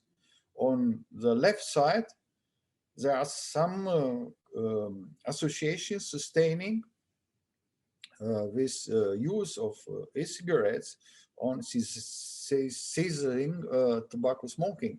On the other part, you can see that WHO, American Lung Association, American Thoracic Society, and of course, European Respiratory Society, Australian Medical Association, are saying that all this evidence are not enough for sustaining that we can use e-cigarette as a safety product and also as a harm reduction and a good offer for as a cessation tool.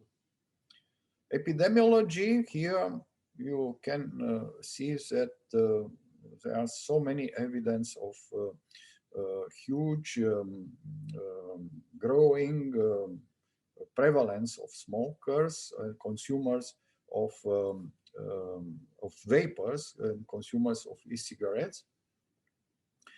And it is a variety of users coming from former smokers, never smokers. And if you are looking to this National Health Interview Survey data, they show that recent former smokers were more likely to report using ENS every day or some days than adults who had never smoked. And studies show that the use of ENS is correlated with of other tobacco products as marijuana and alcohol. The United States Surgeon General report has called vaping an epidemic. And on its website, Juul, one of the famous brand of e-cigarettes in the United States, says it is committed to improving the lives of the world's 1 billion adult smokers by eliminating cigarettes, that we don't want anyone who doesn't smoke or already use nicotine to use Juul products, and certainly don't want use using the product. And the reality is totally at the opposite. In high school seniors, Juul growing as market at 72%. Prevalence is growing to 20%. In the same time, combustible cigarette diminished and declined, and it's a growing of 78% in high schools and 48% in middle schools from 2017 to 2018. And flavoring is also very evident as offers in 2016 is growing every year. Here you can see how what happens with consumers of e-cigarettes, students in middle school and high school. It's very evident growing prevalence in the last years. And revenues and the reason from e-cigarettes growing quickly can be found in the budget of tobacco industry. You can see that it is a big affair in Germany. That now we have 10 until 14% of regular users, and 39% as safer alternative, 23% to smoke less, 15% to stop, 13% for trying to be accepted in non-smoking areas, and 10% protects the other. Also, 50% of youngs tried with e-cigarette, and they tried because in 44% it works a curiosity, in 44% it was an attractive flavoring, 32% was the influence of internet and friends. In the same time, e-cigarette use is associated with marijuana use in teenagers and young adults. It is an increase of marijuana use in young, using e-cigarette versus non-users of e-cigarettes, and the odds ratio is 347. What are the points of debate on e-cigarette? They are focusing on the ingredients and their toxicological carcinogenic effects, the impact on adult smoking behavior and risk, the effect on passive smokers, and the impact of adolescent behavior. It is this hypothesis, gateway hypothesis. The ingredients and their toxicological carcinogenic effects. There are several factors affect nicotine absorption, bioavailability, and here you can see some of them: pH, concentration of nicotine, propylene glycol, glycerin, alcohol, nicotine, temperature, and user characteristic. One of them, propylene glycol, is diminishing the adversive effect of high-dose nicotine and is promoting higher levels of nicotine. Advertised on sweet and fruit flavored products are also growing activity in nucleus accumbens. Less harmful means not harmless, because we have multitude of chemicals, carcinogens, and it is a very recent article published this month demonstrating a connection between these chemicals and carcinogenic effects of e-cigarettes. Concerning nicotine, if you are comparing conventional cigarette with electronic cigarettes, you can see that the puffing of e-cigarette brought a high level of nicotine in comparison with conventional cigarette. And looking to other ingredients, you can observe that glycerin and propylene glycol can be together with heated carcinogenic substances like carbonyl compounds, acrolein from glycerin, formaldehyde and acetaldehyde from propylene glycol. And also we have not to forget some specific ingredients coming from tobacco. Nicotine is addictive, can induce coronary heart diseases, can influence type 2 diabetes and erectile dysfunction. It is also this other product with direct carcinogenic effect, and some alkaloids, nitrosamine and terpenes. Flavoring, as I said before, there are almost 7,000, but very irritating and cytotoxic and genotoxic are diacetyl butter taste, cinnamon aldehyde, and benzaldehyde with irritation not only of mucus, but also influencing immune reaction or inducing bronchiolitis obliterans.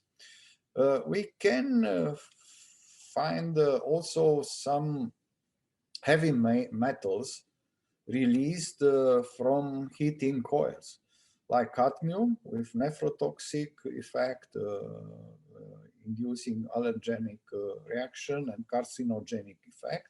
Nickel, also allergenic and carcinogenic, and chromium, tin, aluminium with carcinogenic effect. There are some other effects on oral cavity,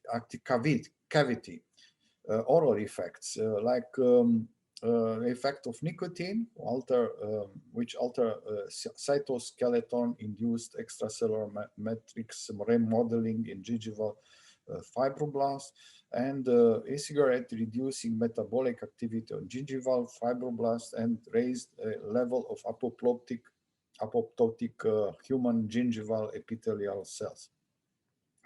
The effect on respiratory system is also proved, especially on human bronchial epithelial cells, reducing viability, increasing oxidative stress, with encouraging chronic inflammation, with apoptosis and necrosis cells, down-regulating the expression of some genes associated with cilia movement, influencing some cytokines, and reducing viability of alveolar macrophage. Other effects on respiratory system observed in healthy smokers after 5 minutes of e-cigarette, increasing peripheral airway resistance and inducing oxidative stress, and after 12 months, growing twice rates of chronic bronchitis and chronic cough phlegm, and change of transcriptomes in alveolar macrophages and inhibiting migration and phagocyte ability is another possible action. On other cells and tissues, e-cigarette is affecting neutrophilic response and defense proteins, is shifting in cardiac autonomic balance toward sympathetic predominance, has a certain cytotoxicity by flavoring and inducing reactive oxygen species and pro-inflammatory cytokines in Kupffer cells. Resistance to infection in vitro is also another aspect, because e-cigarette is facilitating pneumococcal infection, raising platelet activating factor receptor, is increasing virus load, and this can be imagined as discussion also for COVID. Higher pulmonary burden of methicillin resistance, like Staphylococcus aureus, and greater severity of influenza infection. Here you can see immunological and pathological effects, synthesis made by this author, and there are so many affecting all the organs. The impact on adult smoking behavior and risk, and here is a huge discussion about passive smoking, is starting with this debate on is e-cigarette safer for pregnant women, because it's not producing tar, ash, and CO, and has a reduced level of, apparently a reduced level of toxicant exposure. But we have not to forget that it's containing nicotine, which is inducing vasoconstriction, with certain effects on blood flow, uterine blood flow. And in the same time, other effects are coming from this consequences on function, placenta function, and central metabolic regulation, inducing epigenetic changes in the offspring, inimical effect on neonatal natal lung development, and cause some cytotoxicity. And this is because nicotine is not the sole actor, and that's why FCTC warn against use of e-cigarette. You can find, even so, this offer of ends included by some guidelines and by some products of associations, most part of them coming from Great Britain, as offer for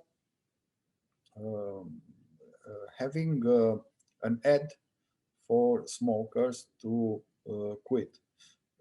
They are using this ads in the same time with other classical offers coming from some therapeutical drugs.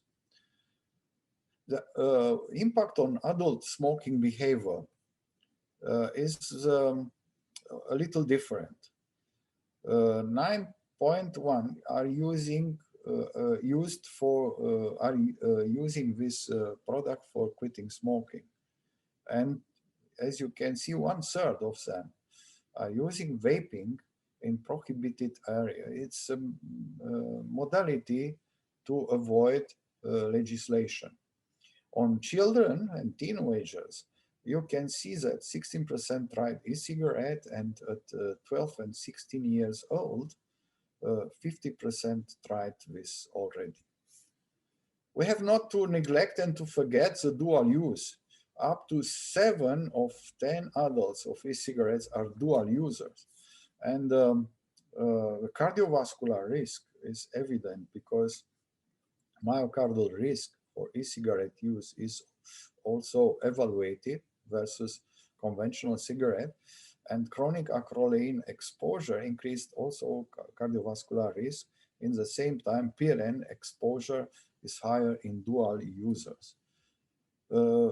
Reporting some reports concerning pulmonary effects are also in the last years more evident in our scientific literature. And you can see here some consequences: sleep-aid pneumonia, cough, throat irritation, airway resistance, hyperactivity. There are some links with asthma, reduced pulmonary immune function,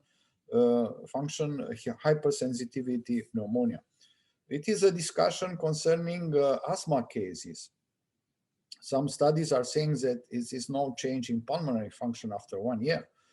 And there are some benefits from long-term use for asthmatics. But as I mentioned before, it is a rising resistance in the bronchial tree.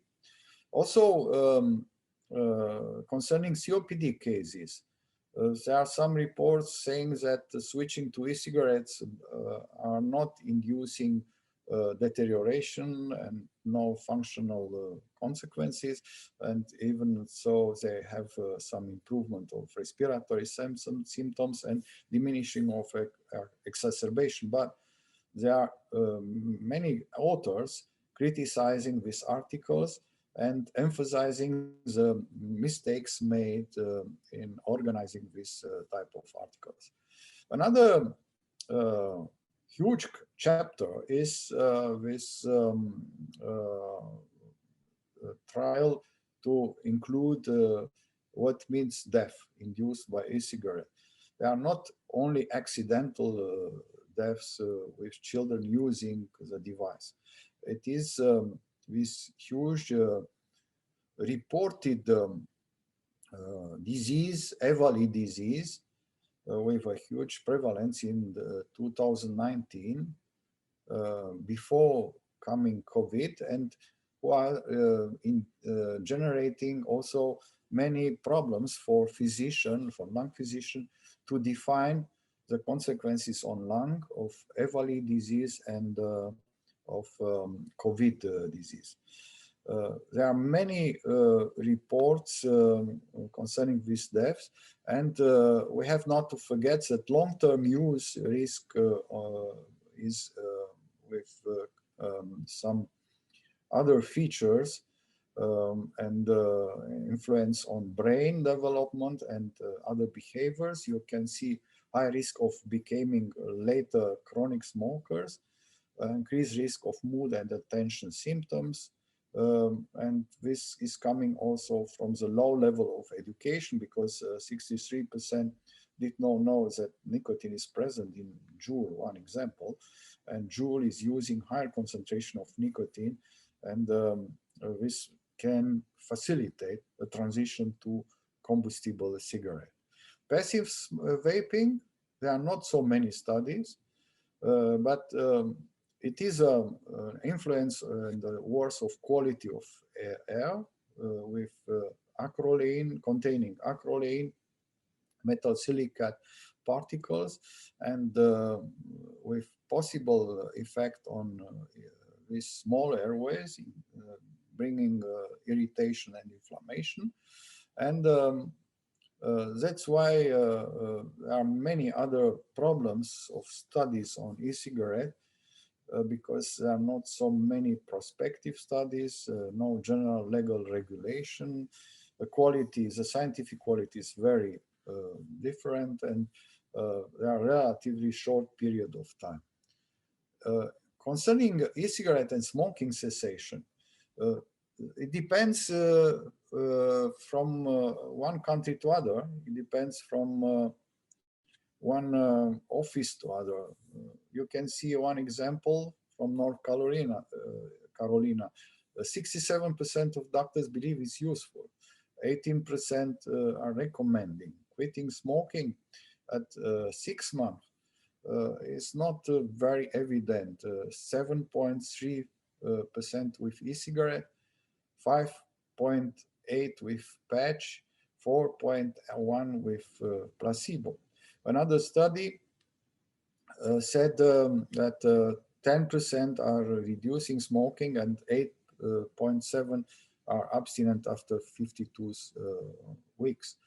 But we have not to forget again deaths induced by fatal intoxication, with cardiac arrest, with ventricular fibrillation, with some huge concentration of nicotine in femoral blood and gastric contents. The impact on adolescent behavior, this gateway hypothesis, is also very important. For tobacco, gateway hypothesis is working, and also for cannabis. They introduce adolescents to use tobacco products, smoking ritual, and it is a threefold increasing of this gateway evidence. And also it is a risk also for low individual with a certain risk profile, like a high level of education, high socioeconomic class, low degree of personal frustration, and low level of risk behavior. And all these are important to be studied and to orient our education on this sample of potential consumers. Also, it is a fourfold increase of using risk of cannabis in the 2 next years. And there are many physiological changes in respiratory tract facilitating transition to cannabis. Why is important preparing cannabis in Juul? Because it's less risky as in a joint, and without characteristic smell. For smoking cessation in young, there are little evidence of their efficacy, and there are more data on dual use. You can see 75% more likely to continue with combustible cigarette, and more likely to smoke cigarette daily and heavily as students who smoke only combustible cigarette. There are also some other problems of authorities, and here you can see the consequences on e-cigarette affairs and tobacco companies. Concerning regulatory status, is constantly changing. Only some countries included e-cigarette and indoor smoking regulations. They are not uniform taxed and they are cheaper as tobacco. And there is also an ambiguity of usage in subway, rail lines, and bus services. And tobacco companies are rebrand themselves and are trying to to bring a renormalization of smoking. 60% are used in the United States in public areas. And there are key data gaps and uncertainty. Quality control is lacking. Mix of blends and different devices is also very evident. There are limited data on chemical emissions exposure, limited data on dose response relationship, and established exposure level are lacking, and variation on vaping habits are also unstudied. There are many possible regulation policies applied in some places, but not all the countries are doing the same. More focusing on advertising and banning of advertising and promotion, a few of them on safety standards, and only few of them on taxation and prohibition of brand and patent registration. That's why this delay of reaction of health authorities brought and encouraged as consumers to use e-cigarette, and you can see how it raised this affair and how it works with some restrictive and prohibit measures. Another repetitive mistake, because I'm speaking about these mistakes, is the delay of specific rules for e-cigarette use. FDA regulation are pending. On 2022 FDA pre-market review of new products and review of ingredients, and tobacco and e-cigarettes are using in this period all kind of advertising like for conventional tobacco. Discussion on safety is different from one country to other. You can see the UK policy. They are promoting this vaping as less harmful in 95% than regular smoking. The risk of long-term use not exceed 5% of the regular smoking, and EC-based intervention integrated in tobacco control policy demonstrate in these studies that smokers diminish from 19.8% to 14.9%. And now there are articles demonstrating that this decline in smoker is not coming from e-cigarettes. It's not the enough explanation of this declining of consuming. Of course, they emphasize the benefits of e-cigarettes, reducing withdrawal symptoms, craving and chest tightness, normalization of FeNO and ECO, and diminishing of consume of combustible cigarette in COPD, hypertension, and asthma patients. But even so, we need progress in our legislation. And FDA in 2018, concerning e-cigarette, called use an epidemic. It is an e-cigarette public health crisis, a threat to public health, and restriction for access and flavored products promoted on internet is one of the legislation correction needed. Rules for e-cigarette in this moment. In 2016, FDA introduced new rules including e-cigarette with health warning on all tobacco products and e-cigarette advertising, and no additional restriction on e-cigarette marketing beyond warning labels. American Lung Association is even so concerned about the potential safety consequences of e-cigarette. WHO point of view is also important. E-cigarette not for never smokers, pregnant women and children. E-cigarette not to use until a reputable regulatory body has found to be safe and effective.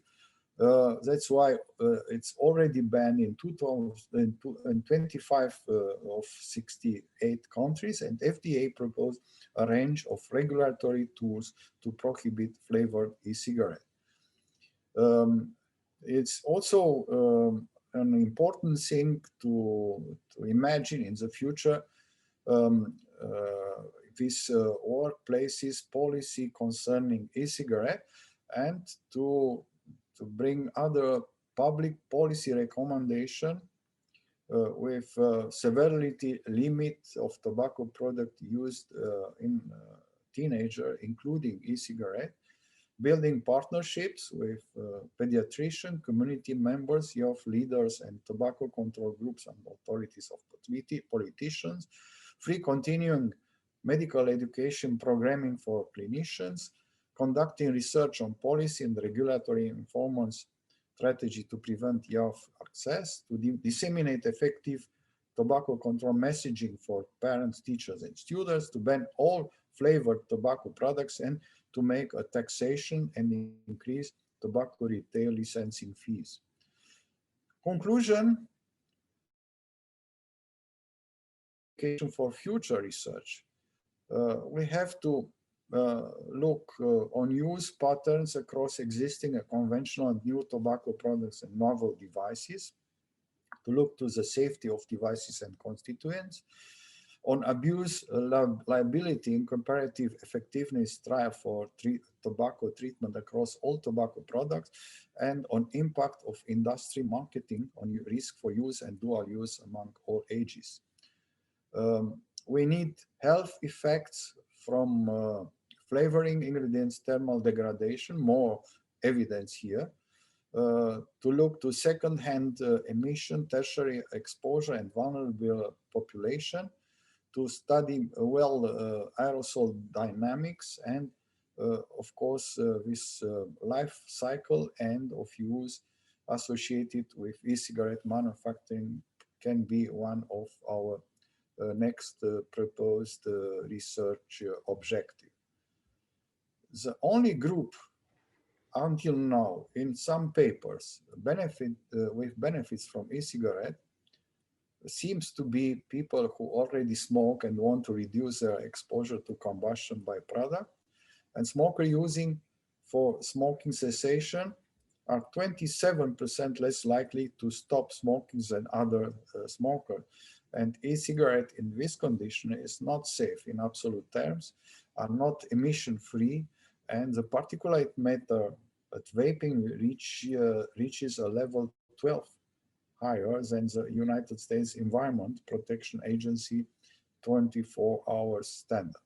Some of the problems of e-cigarette are with great nicotine dependence in population and specific in teenagers, nicotine higher than stated in the package, this problem of non-nicotinic or nicotinic cartridges, is they are more consuming, and this is connected to safety problem, vapor or nicotine contamination, secondary or tertiary exposure.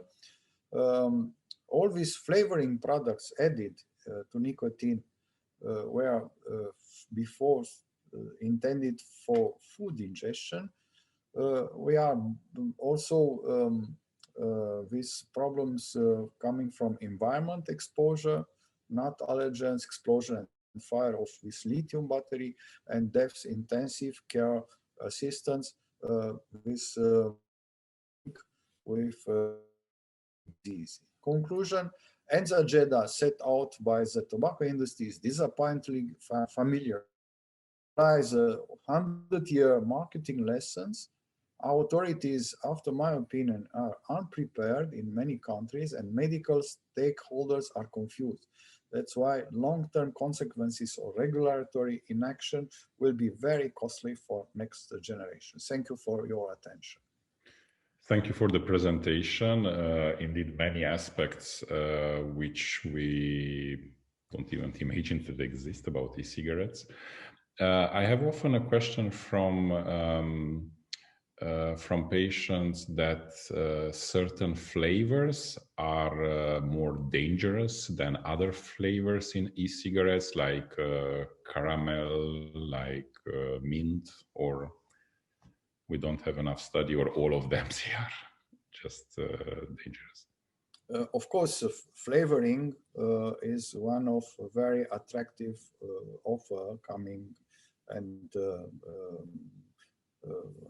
bringing more and permitting the consumer to be more addictive. After all I have studied in the scientific papers, they are acting quite similar, because they were well studied as product added in our food, but not so well studied in what happens in inhaling flavors. That's why the big, probably the next step made by regulators will be to stop all the flavoring added to this e-cigarettes. Cigarettes. It's like in tobacco, in classical tobacco offers, where it happens also to have some flavoring added, and now it's without. Okay, thank you. And here was a question from Eric Engelbert. I don't know if you got an answer, but what is the short message of the percentage of toxicity of e-cigarettes? Short message, it is, I have to emphasize again, this very recent article coming this week. It is clear now with short-term use and long-term use is carcinogenic, because without harm or less harm, this means not to avoid the toxicity totally. It exists an exposure on long term with many consequences. Thank you. Here from Turkey, we have a question from Naime Surenkok. A very interesting talk. Thank you so much. What do you think of Nargila Shisha? I think it works very much the same way, and it's really as harmful, as there are not much regulation to prevent these Nargila Shisha places, especially in Turkey, and as far as I see in France as well. Shisha is another modality to avoid the law. And in many countries, East Europe and Central Europe, they build another industry of consumers of shisha. And shisha with vaping and e-cigarette also is capping this type of offer. It means that vaping remains dangerous. It doesn't matter if it is shisha or something else. Mm-hmm. Thank you. Here we have a question, a last question. It's Shishov also. Yes, please. Trying to intervene. Yeah. I have to use Florin, that opportunity to ask my friend, on something. Two very brief questions. First kind request to you is to make even very brief comment on EVALI, especially as a lethal consequence of cigarette, and with focus on COVID-19 epidemic. So this is the first. Yeah. And the second to you is to say maybe a little more about studies that compare cessation but not with just nicotine replacement therapy, with the most comprehensive smoking cessation therapies we have. I don't know too many studies that type. Can you comment? Yeah, of course. EVALI was an explosion in 2018, 2019 in United States. And it was not very common in Europe.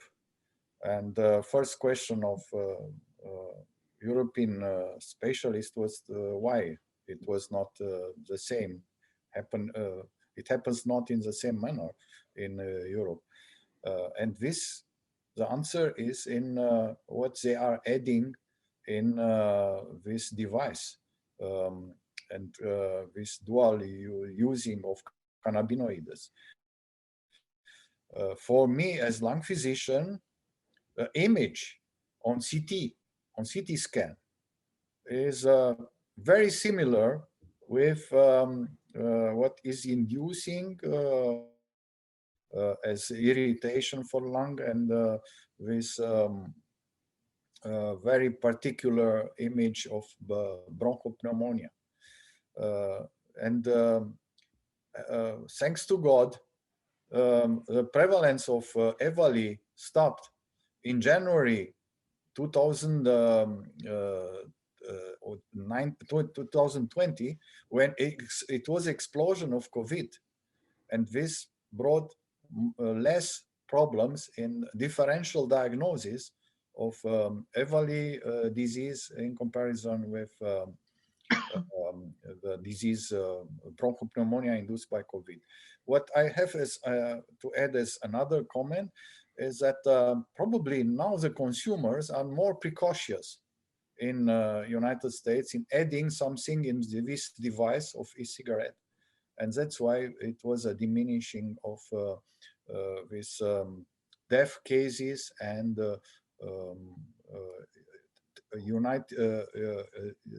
unit therapies problems induced by e-cigarette in the United States specifically.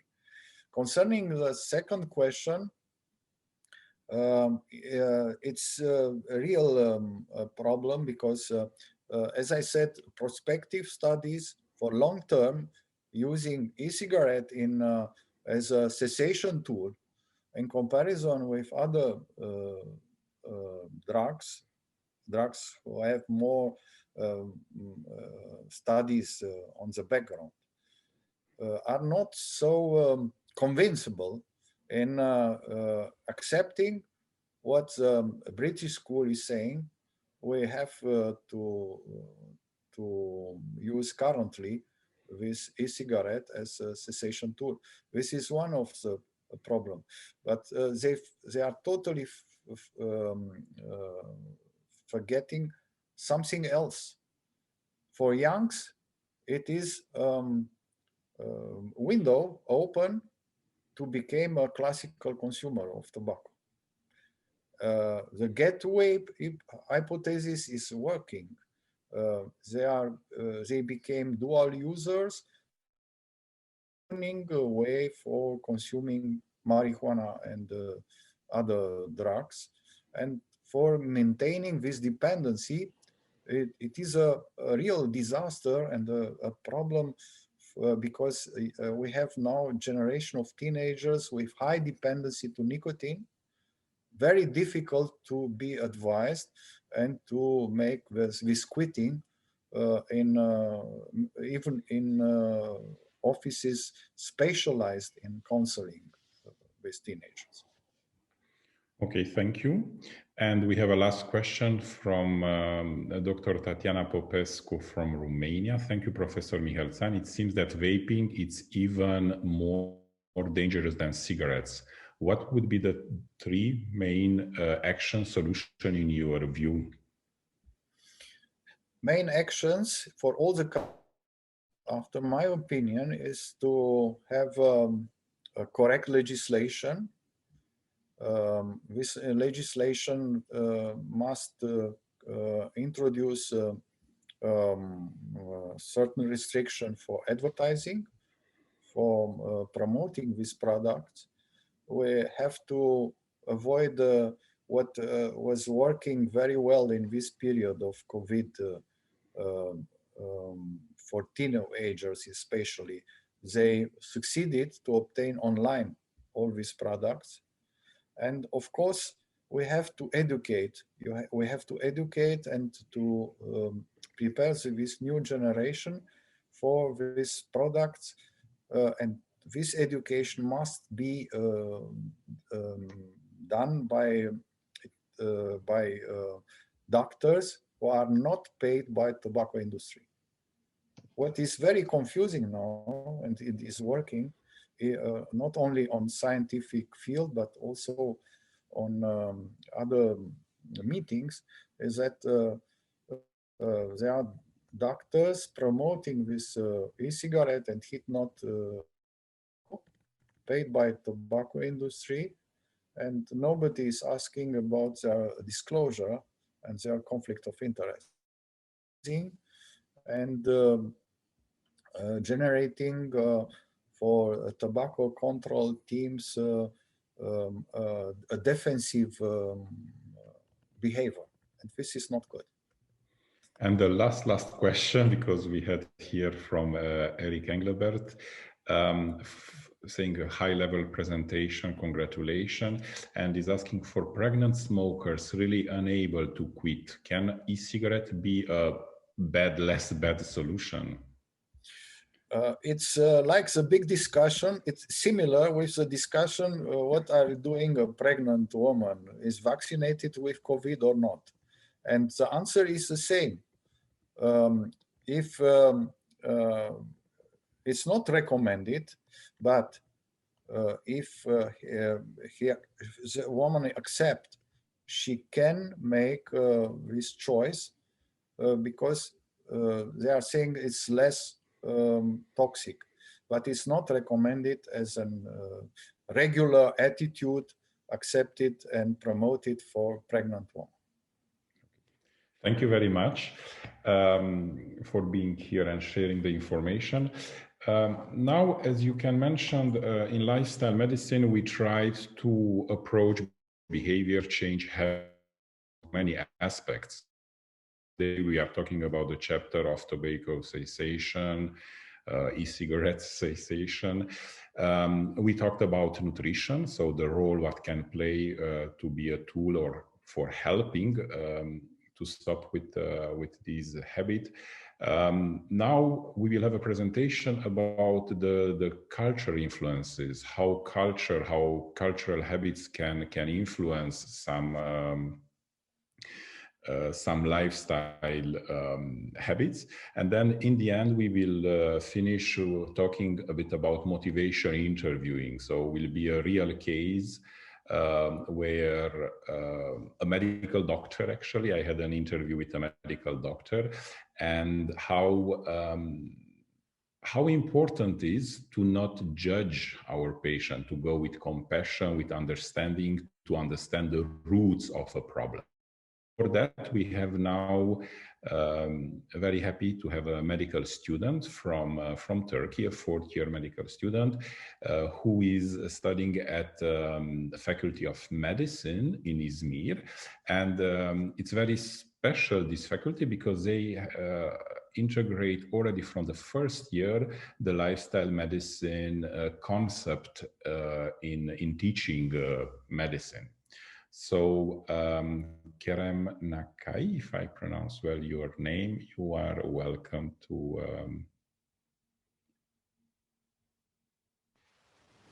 Hi everyone. It's an honor to present alongside experts. You can see my screen, right? Yes, we are just waiting. Yes, we are just waiting that you are making a bit bigger. Okay, perfect. Yes. I think that's okay.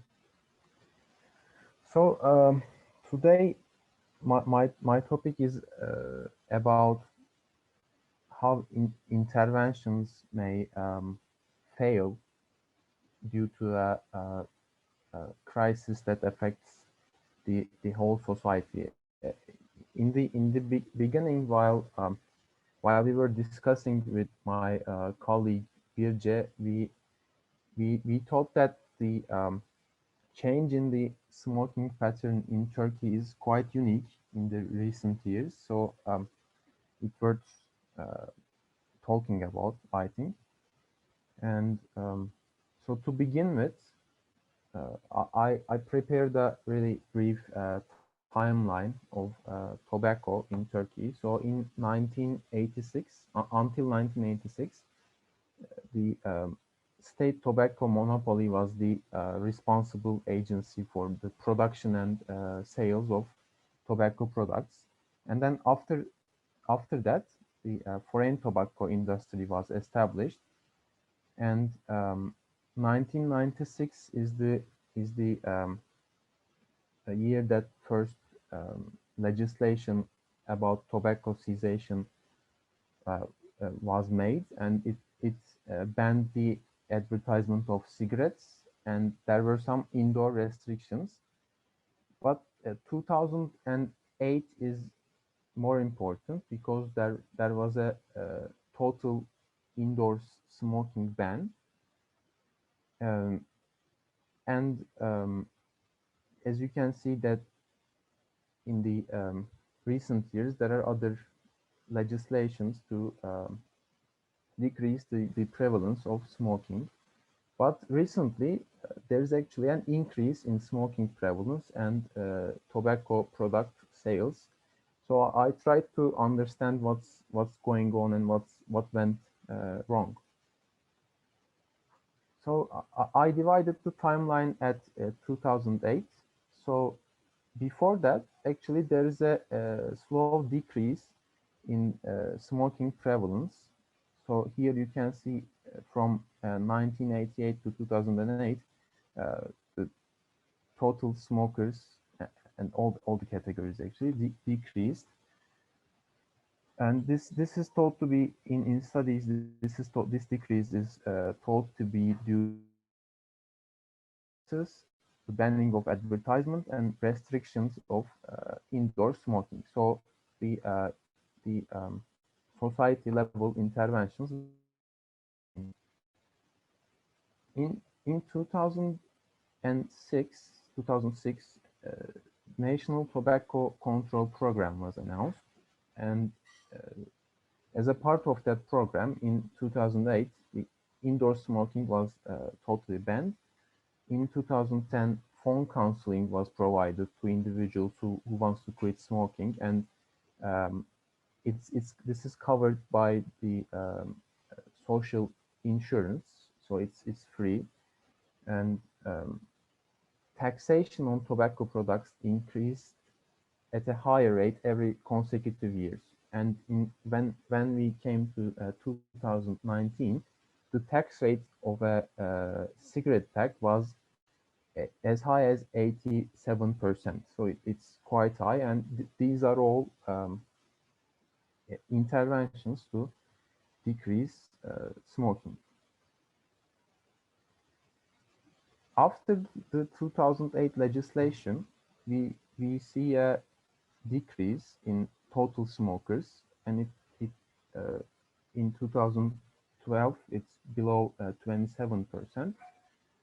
But unfortunately, the trend doesn't last long, and in 2014 there's a huge increase, and it's even higher than the level in 2008. So it jumped back to its previous level, and unfortunately it stayed there, and there's a plateau, as you can see. So this led me thinking what might have happened in 2014. Actually, many things happened in Turkey around those times, and there was a political crisis as well. But it's not easy to talk about a political crisis. Instead, it's easier to talk about its economic reflections. So we also have an economic crisis, and I tried to summarize what might have gone wrong in the process. But before that, I want to mention hookah. It has many names, as it was mentioned before. The increase in hookah tobacco sales, so this is the tobacco specifically made for hookah, is disproportionate to the increase in smoking sales or smoking prevalence. As you can see in the chart, it increased more than 15 times in just 3 years in Turkey. So it's around 10 metric tons in 2016, but in 2019 it's more than 150 metric tons. So this is a huge increase. And a study from Turkey estimates that hookah use among university students are, for males it's 41.7%, and for females it's 24.1%. And the same study also found that smoking of close friends is the most determining factor for smoking cigarettes and smoking hookah. So this shows us that friend relations plays a key role in making individuals use hookah and cigarettes. There are also other possible causes. The popularity through social media is related to this friend relations. I think I don't use Instagram, so I don't have any experience. But I asked some of my friends, and they say that there are many posts and stories with hookah use among the young, but this is hard to quantify. I checked some studies. They indicate that there are actually such posts that promote hookah use among the young, but it's hard to quantify. I also know that this is an increasing problem in Europe, and I think that the interventions should target hookah as well. Another possible cause, these are a little speculative, but this is an alternative activity for the conservative youth. So instead of going to a pub and sharing that on Instagram, they share hookah, and that's understandable. That might be a cause. But let me say that such a big increase, I think, cannot be because of a single cause. So there are probably many factors at play. The media and some people may blame the refugees. This is a controversial topic, but I wanted to mention this. I think this is an issue. They say that since there are many refugees from Syria in Turkey, the use of hookah increased, but I don't think this is I don't think this is very scientific, and the timeline also doesn't fit really well. But I wanted to mention that during such situations, it's also a little dangerous to make comments. And here you can see a menu from a coffee shop or a cafe, and as you can see, the left-hand side of the menu is reserved for hookah, and there are many different aromas. The aroma is also a problem in hookah, and the list is very extensive. So there's an aroma for everyone, I think, and this is quite common to see in Turkey. So back to the economic crisis. Turkish economy is on the fall since 2013. I'm not capable of proving to you and showing you a variety of parameters, economic parameters, to show the situation about the economy, and it's not the subject of today. But there is a crisis, and many individuals are affected from this long-term crisis. Is still going on, and the pandemic made it worse. Actually, I tried to show the GDP per capita. This is not the only parameter to show how good an economy is doing, but it gives us an idea, I think. And in Turkey, you can see that in 2013, there's a peak in GDP, and the smoking sales are actually very low. And as the years progress, you can see that as the GDP decrease, GDP per capita decrease, and this is in American dollars, by the way, pieces sold of cigarettes increase. And I know this doesn't necessarily mean there's a causal relationship, but we know that having a low socioeconomic status means that there's a higher risk of smoking. So I tried to I tried to understand the relation between them. the title might be a little harsh, but lifestyle medicine favors the rich. So I tried to show the contrast in this slide. So on the left-hand side, there is an individual in a higher socioeconomic status group, and they are drinking matcha tea with almond milk. They are subscribed to the gym. Their sleep quality is better. They are less likely to smoke, and they are affected less from smoking complications. On the right-hand side, the person from the lower socioeconomic group, they are able to afford pastry with black tea only, and they're already probably working in 2 jobs. They have a poor sleep quality. They are more likely to smoke, and they are more likely to be affected from smoking-related complications. And for the exercise part, so as you can see, some of these are the components of lifestyle medicine. So nutrition, exercise, sleep, and tobacco use. And for the exercise part, actually, I have a personal experience. We prepared a questionnaire for the cleaning workers in our campus, and we decided to ask them face to face, make the questionnaire face to face, so that we can better understand their problems and their lifestyle behaviors. While we were preparing the questionnaire, I didn't realize, but when I actually asked a worker about like, do you exercise regularly, that question was a bit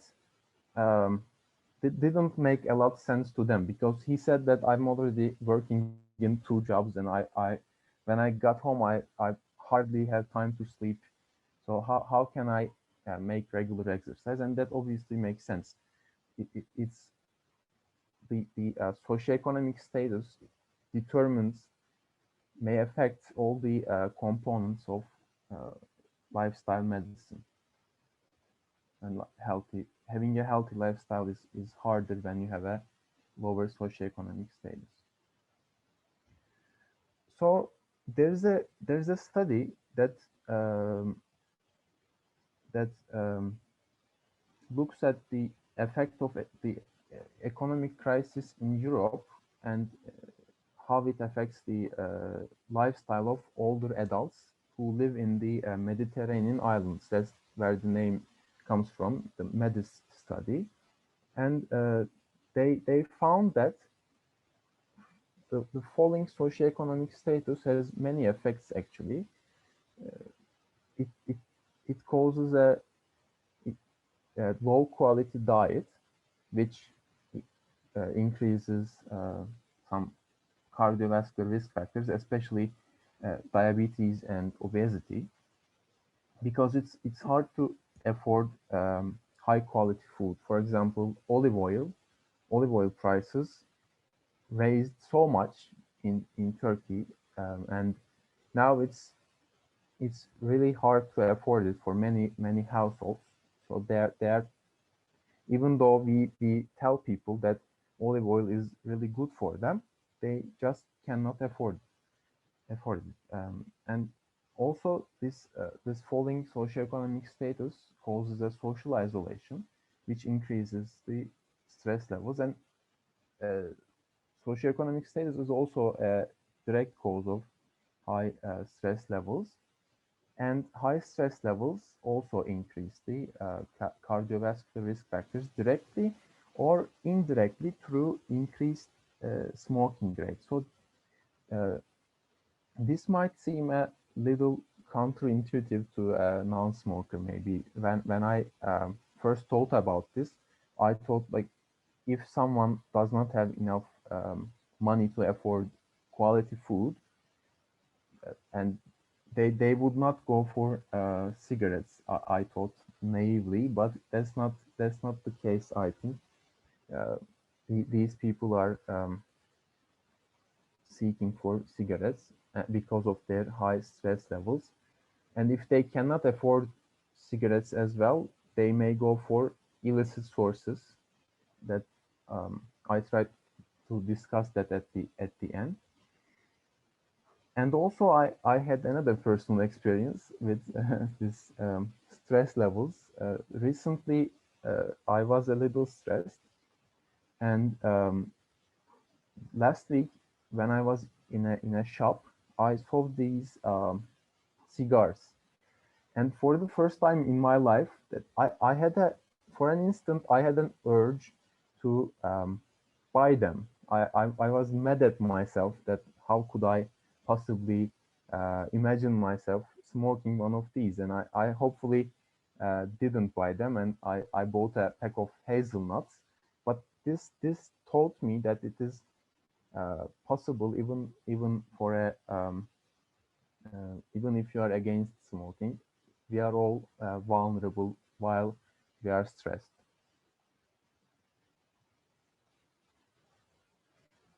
So there is some data from various studies that tobacco use increase during economic crises. In the US, that they found, although employed individuals had low rates of smoking during the crisis, unemployed groups had a much higher rate. So in the end, the total smoking rate was increased due to the economic crisis. And an EU study found that the number of never smokers did not change. This is good news for never smokers, but instead former smokers started to smoke again. So this might be important while planning an intervention, maybe preventing these former smokers to start smoking again might be an possible intervention. And a study from Portugal actually found a reduction in smoking levels, but the problem is they found that exhaled carbon monoxide levels did not decrease as much as expected. So it's discordant with the decrease in smoking levels, and they suggest that this may be due to increased inhalation depth. So if people cannot afford enough cigarettes, instead they use what they have to its last piece, or like, you know, there are some people that they smoke the cigarette until only the filter remains, and also inhalation times increased. So this is also a possible and a hidden way that although smoking might seem to be decreasing, the exhaled CO2 shows us the harm from it is not decreasing as much. Now, this is another topic. So there is a degree of elasticity in every product, and although cigarettes are considered relatively inelastic, elasticity, by the way, in economics means that a rise in the prices results in a decrease in demand. So the cigarettes are relatively inelastic because let's say 10% increase in prices result in a decrease of, let's say, 1%. It's not it's less than the increase in prices, so it's considered inelastic. But still, increasing prices is a viable option to reduce cigarette consumption. The situation in Turkey is a little weird, I think. It doesn't fit in this theory, and although the cigarette prices increased approximately 150% from 2010 and 2019, total sales also increased by 28%. So here in the chart, you can see these are the pieces sold. This is the 2019 period, but increased again. And the prices are continually increasing, and it's almost, the increase is accelerating actually, but the pieces sold is also increasing. And in contrast to this, you can see the US data as the prices increase. The blue one is the prices. The sales decrease. So this is compatible with the theory, but the situation in Turkey is different. And this loss of elasticity, I think, shows us that there is something wrong, and there is another factor, probably the high stress levels of individuals from the economic crisis, that prevents those interventions, all the interventions, from decreasing cigarette consumption. And finally, this is also a controversial topic, because in a conference once, when a professor said that increasing cigarette prices is a good intervention, I suggested that, like, doesn't this increase illicit tobacco consumption? And they were a little assaulted, I think, and they said that this is what tobacco companies say. So this is not true, they said, but I think it's a serious issue, but it's hard to quantify. So the exact volume of illicit trade is obviously not available to us. But I have some data from the officials and some data from seized illicit tobacco. So according to the Turkish Ministry of Internal Affairs, 15% of cigarettes in Turkey were from illicit sources in 2017. Today he says that this number is less than 1%, but according to another source, a news article, so seized illicit tobacco in customs was 122 tons in 2019, but it's just in the first 8 months of 2020, it's 416 tons. So there's a huge increase in seized illicit tobacco. So this might give us an idea that there is a serious problem in this area. And this image is not an uncommon scene from Turkey. They sell tobacco in these bags. This doesn't mean this is necessarily illegal, but it's hard to understand and hard to regulate. So I think the issue of illicit tobacco is it's probably increasing during an economic crisis.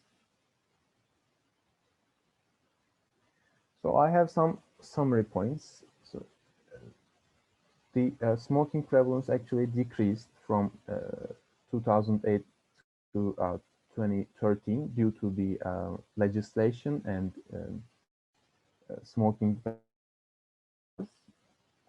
But unfortunately, from 2014 to 2019, it increased above its levels in 2008.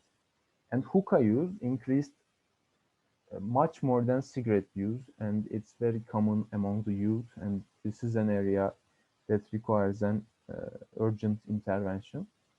Economic crisis might be an important causal factor for the increase in cigarette consumption, and also the loss of elasticity of cigarette demand and increased use of illicit tobacco products are important points to consider. So if I were to propose an intervention, I would say healthy economy would mean a healthy lifestyle and hopefully decreased amount of tobacco consumption. Thank you. Thank you for the presentation. You had really fresh and evidence-based information what you share with us. So it's really nice. And this is why we are happy that medical students are part of webinars. While we are waiting for questions or remarks, I would just like to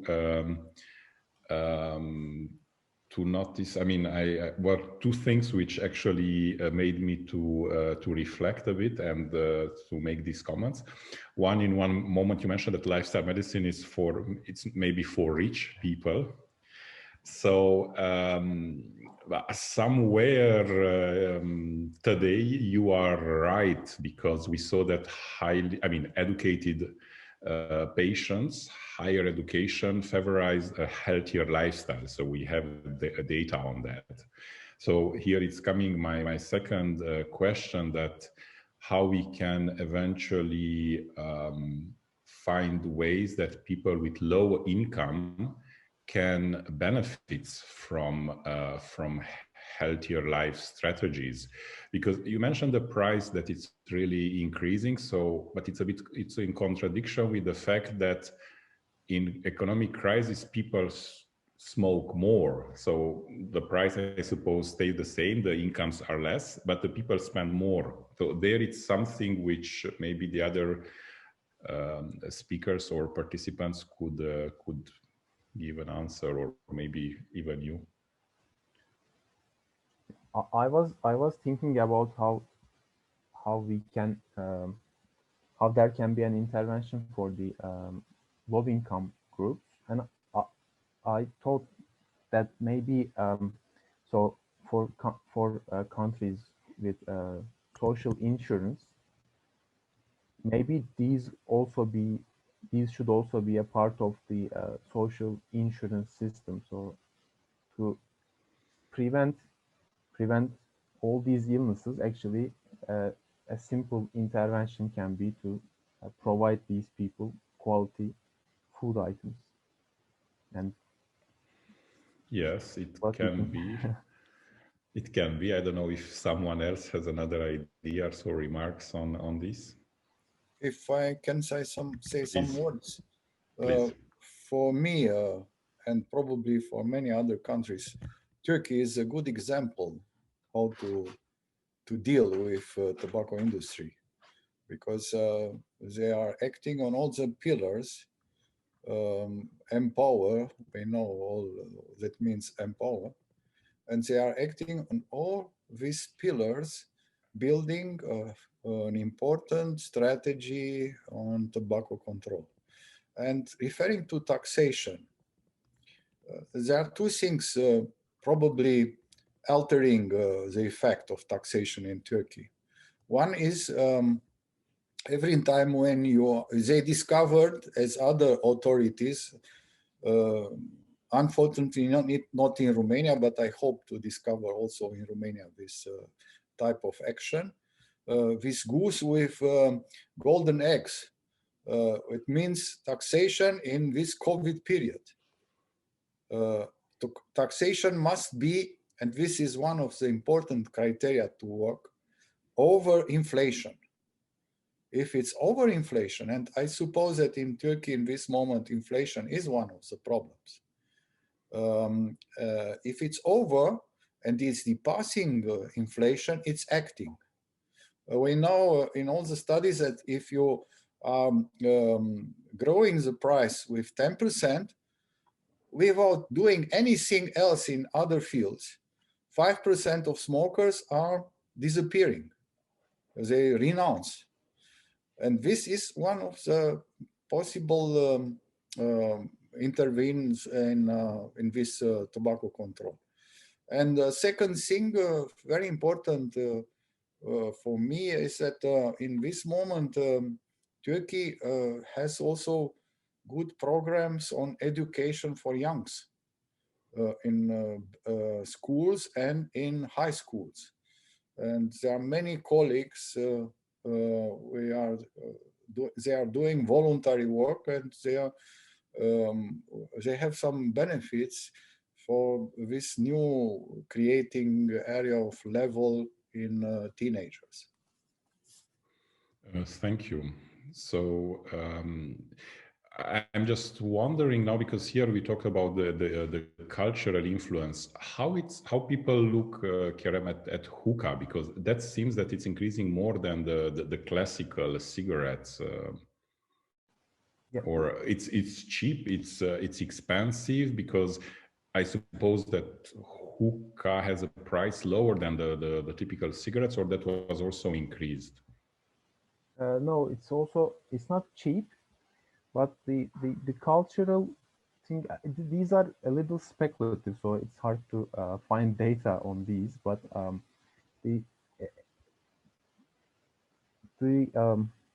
so hookah is obviously a part of like the Eastern culture, and as you know, Turkey is as always, it's always said, is a bridge between the East and the West. But in the recent years, that maybe being a part of the East was more popular among some of the population, and so sharing a picture of, like sharing your picture with while smoking hookah, it somehow became so popular that everyone started to like the youth started to do this. In the past, it was common among the middle-aged group, and now I mean, as I said, I don't use Instagram, but I've seen some posts on the internet that there are many people that share themselves having this with a variety of that. Also, the variety is a problem, not just the aromas. That there are very different designs of hookahs, the different designs of the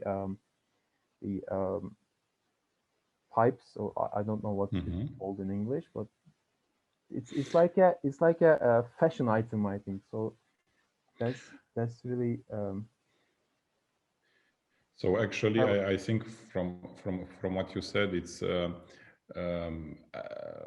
it became part of the national identity somewhere, and that can be very tempting. But second, I think that many people, I mean, we had the presentation about the e-cigarettes, which many associate with being less harmful than the classical cigarette. I think even hookah, it's like, okay, you know, we have already, it's a tradition. So, you know, it's maybe people don't realize it's so harmful like the classical cigarette. So this is why. And I don't know. I mean, Professor Mihalsan said about the good program which is for youth in Turkey, but I'm not sure if in this program they attack on hookah because being part of the national identity or tradition. So I don't know. That's hard to know, but but it's possible, I think, because okay. it's in the media, for example, always cigarettes and cigarette smoking was shown as a part of this national tobacco control program, and there are some interventions on hookah as well, but maybe it wasn't enough, because like if probably this is like I thought of a biologic pathway. If you decrease like one side of a pathway, the other side is boosted. So probably if you intervene too much with cigarettes, then, but if you do not intervene with hookah, probably people just shift to using hookah instead. I see. Here, Gergana Geshanova, she's asking if she could see again the last page of the presentation with the last reference.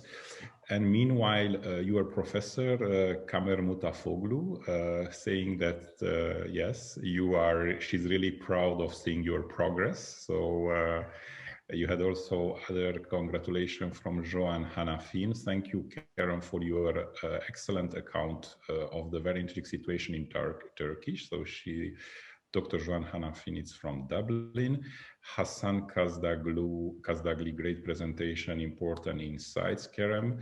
Healthy lifestyle is indeed for the rich. Thank you. Well, I would not like to be the message of the day webinar, so I think we should look a bit to the nuance. And Professor Mutafoglu from Turkey saying people are not aware that hookah is very harmful in many aspects. Hookah coffees are very inviting and trendy for young people for coming together and get socialized. So probably this is true. And Ozden Demir is saying congratulations, Kerem. And in Bratislava, there are many hookah saloons. I was very surprised to see that. It's also in Belgium. So in Belgium, in Austria, I know, but are mostly in the districts with higher, I mean, with a majority of Turkish roots origin. So it's part of the cultural identity. So I don't know which reference a bit eventually, if you can do it a bit bigger. Okay. Because I think it's too small. Okay. So it was for Jordana. And Atash Bicha said, thank you for the presentation, Kerem. I think that was an interesting point of view of the topic. Now, indeed, you presented the situation and the influence on the habits from another, I mean, from economic, social, and cultural. So really, thank you for your presentation and being part of this webinar. Now we will close the session with my presentation. So it's not. I planned to be a bit on a lighter form.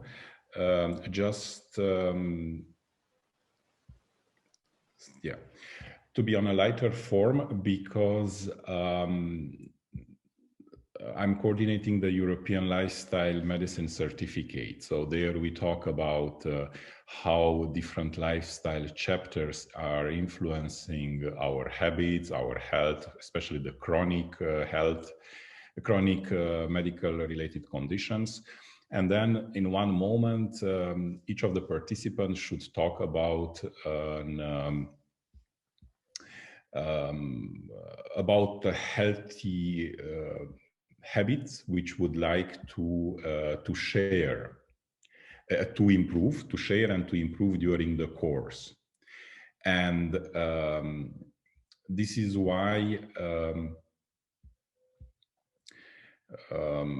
one of these interviews what I had was with a medical doctor in the certificate, and I was really impressed by her story and the way how I approach this discussion was based on the motivation interviewing principles. So this is why, for those who are not familiar, I will just do a short presentation of the principles. Do they work? Somewhat study what information we have. Do they work less or not at all in tobacco cessation? And then I will present you the case to see how far we can arrive when we are compassionate, we are non-judgmental, and we are using the motivational techniques to understand better the roots of a problem, in this case, the smoking. Before that, we had just Professor Abacoglu Hakan from Turkey saying, good talk, Kerem. Congratulations. Hookah shops are concentrated around university campuses in Izmir. It seems that they are very targeting a specific group of young people. And indeed, that could be also a reason why they are so popular. So coming back, motivation interviewing actually was, the founders are William Miller and Stefan Rolnick, so from the beginning of years 90. And was initially used like an sorry here for some typing mistake, was used for people with alcohol dependencies. Now it's a collaborative, so we are talking with certain principles. It's a goal-oriented, so we have a goal, changing a behavior in a specific chapter today of lifestyle, because we brought that in the management of chronic disease. And what, as the name is saying, we are trying to explore the motivation, to find out the intrinsic, the internal motivation of our patient, and to build also the self-confidence to boost the efficacy of our patient. So this is why, because that is what we know, that on long term it's working, and also to avoid relapse of what we talked also before. If you are going to PubMed to look some, I mean, I typed motivation interviewing, smoking cessation. I found it the last almost 30 years, only 412 results of about these. So I look just to, especially to randomized controlled trials. And it's a bit not 100% that it's working. It's better than a brief, very brief advice in certain, for example, in cardiovascular disease, it's working well.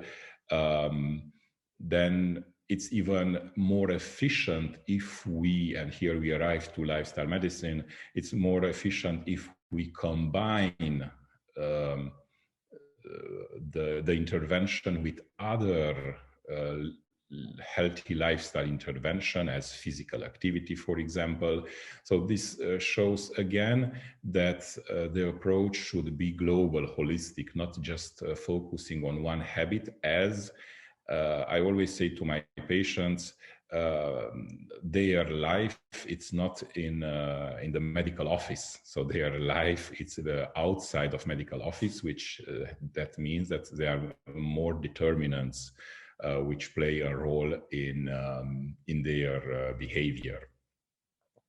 The main status, psychological attitude, it's ambivalence.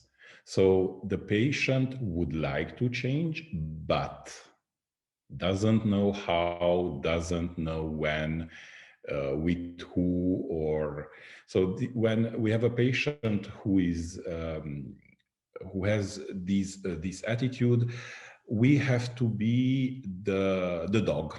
So the dog who is leading the blind person. But as we know, he's not going where he wants. He has to lead the blind person, the person who has, the patient who has not enough knowledge, to the destination, what is the best, the right destination. So with this attitude, when you have a patient who is coming to you, said, yes, I would like this to change, but I don't know how, or maybe not now, is that the moment when you should apply the motivation interviewing principles. As you probably have an idea already after what I said, motivation interviewing, it's not about lecturing. It's not about threatening. So, you know, if you will do that, you will still continue to smoke, you will have a cancer. If you, I know better than you what is good for you.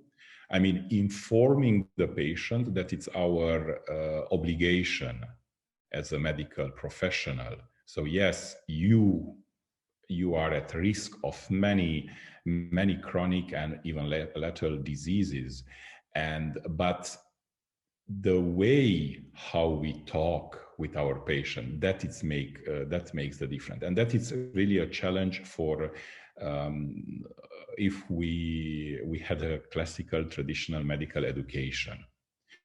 Now, of course, I'm always saying about fear, like, is that an internal motivation for our patient? Is that an external motivation? It seems it's working better in men. It's up to you to see, but myself personally, I'm not a big fan of motivating a person with fear.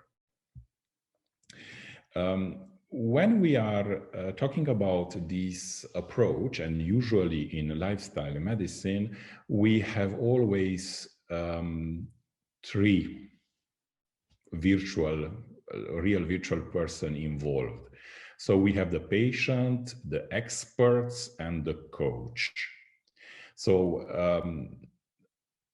when we are in a motivational interviewing approach, we are always two experts. So the patient is expert about his own lifestyle and how he would like to implement the changes between two visits.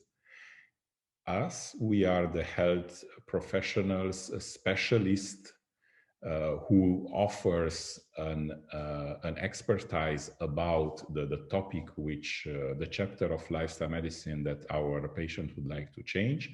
But we are also the coach.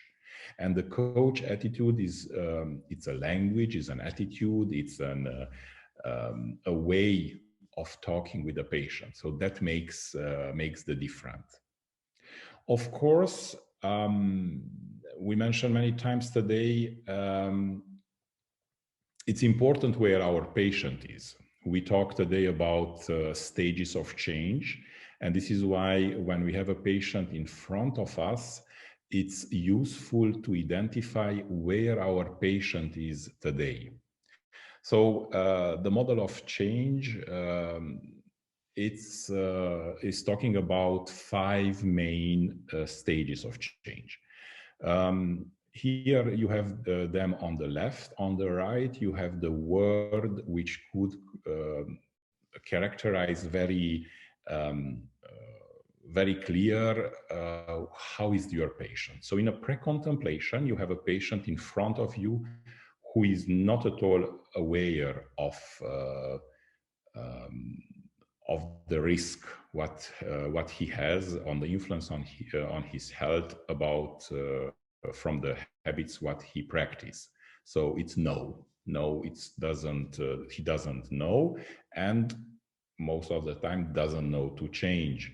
So, for example, yeah, we talked today. Many people didn't know, at least until the last 2-3 years, that the dangers of e-cigarette. We can have a patient which is in the phase of contemplation. So yes, we know that this is problematic,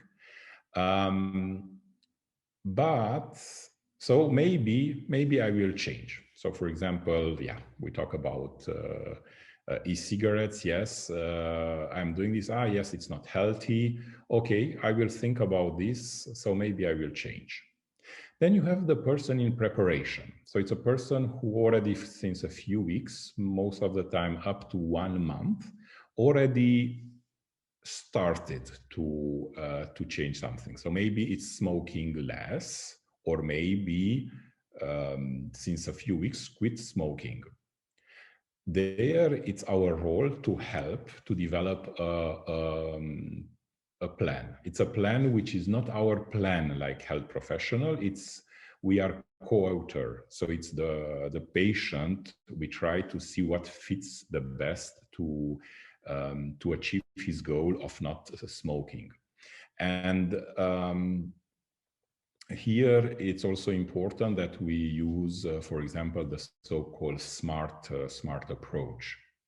Then when the patient is in action phase, it means that already changed and the habits, so quit smoking, for example, more than 1 month and up to 6 months. So here it's doing something, trying to work well, and the maintenance, it's the patient already for more than 6 months change something and it's keep going. So UP, very good. We are on the good path, but unfortunately, we are talking about a circle of changing, and we see that some economic reason can favorize relapse. So this is why we have to keep in mind that the relapse is always possible. So actually, yes, I'm talking about the trans-theoretical model of change of Prochaska and Di Clemente. What I found useful here, and it's also sustained by studies, is the fact that we have, it's important to work on multiple chapters. So multiple chapters can increase the, how could I say, the healthier lifestyle behavior. So someone who is smoking, if it's starting in the same, starts smoking, it starts in the same time to eat healthier or to do physical activity, can be useful tools in avoiding relapse or to be able to start again the circle. Now, the main idea when we talk a patient in this technique, it's to transmit the idea that you have what you need and together we will find out. So like this, we are talking about a partnership. So we are two experts in different fields. I'm accepting you how you are. It doesn't mean that I accept or I agree with your habit, but I'm accepting you because I know, so I'm compassionate about how difficult can for you to face, to be sometimes outside of your will, a certain habit. So compassion, I think it's always should be also like health professionals, something, especially people with chronic disease or special people with habits who are not, which are not healthy, as they try to do something. Compassion should be one of the main attitude of us. And then how this is happening, giving attention, but really being attentive to our patient in front of us. So as I mentioned there, it's we talk with a non-judgmental conversation. So like this, we are talking like to partners. Of course, sometimes it's challenging. So even we talk about smoking, yes, that it's smoking, I don't know how to stop, if it's the family smoking. Let's focus on one thing at a time. So for example, we know someone, it's helpful if someone it stops already smoking in the car, or it's not smoking inside, so on. So please, focusing one chapter, one step at a time, it's important. Then we talk about the process of evoking, and here we explore and we build up the motivation, and this is happening usually from so-called open-ended questions. So open-ended questions means the questions which the answer is not yes, no, number, or so yes, do you know that smoking is dangerous? Yes, of course. So that it's a closed-ended question. It's better to ask, for example, what do you think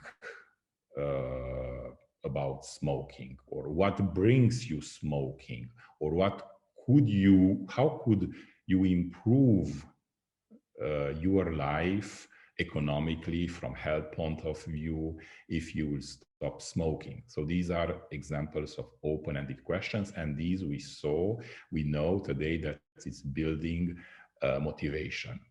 And then you have the last process of planning. Here it's intention is not enough. Intention should be supported by a plan of action. I mentioned you the SMART approach. So the SMART approach, you take really a small goal, and then you are working together with the patient to identify a small goal. And the next time when we see each other, we talk about this. So I'm always talking, we see each other after 4 or 6 weeks. What is your experience with your goal? So for example, as we mentioned, someone who, okay, I will not smoke anymore in the car. Okay, very good. We meet in 4 or 6 weeks. Please, let's talk. How was your experience with this? Now, the last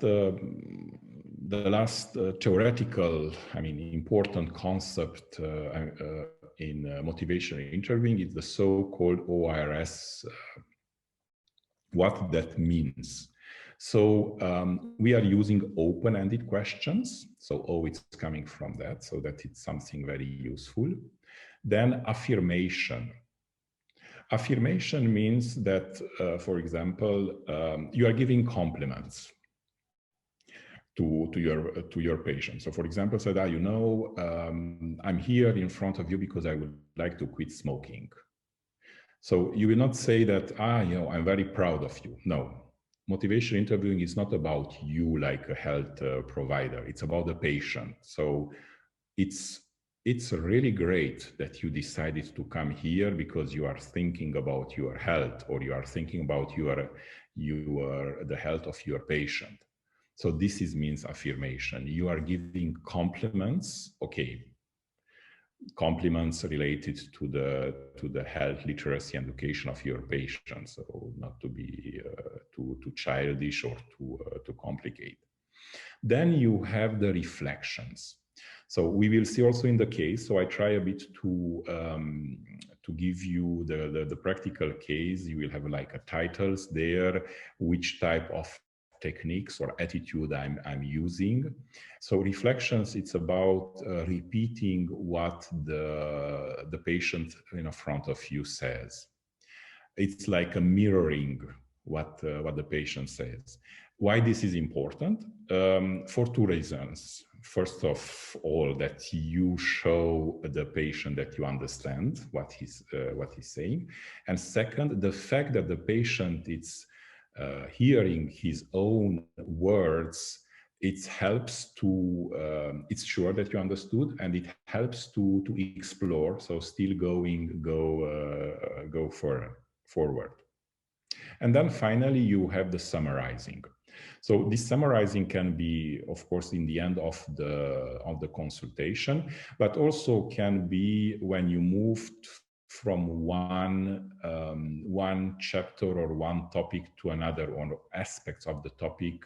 So, for example, yes, you talk about not smoking in the car anymore, and then okay.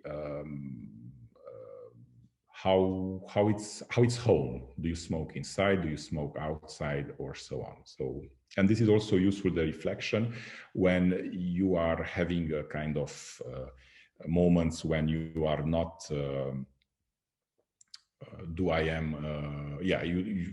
Sometimes you have moments of silence. So that could be also interesting to reflect. I mean, and to summarize. So it helps you to continue the discussion. So that was a bit the theoretical, a bit the idea for those who are not familiar. And now I would like to present you the case.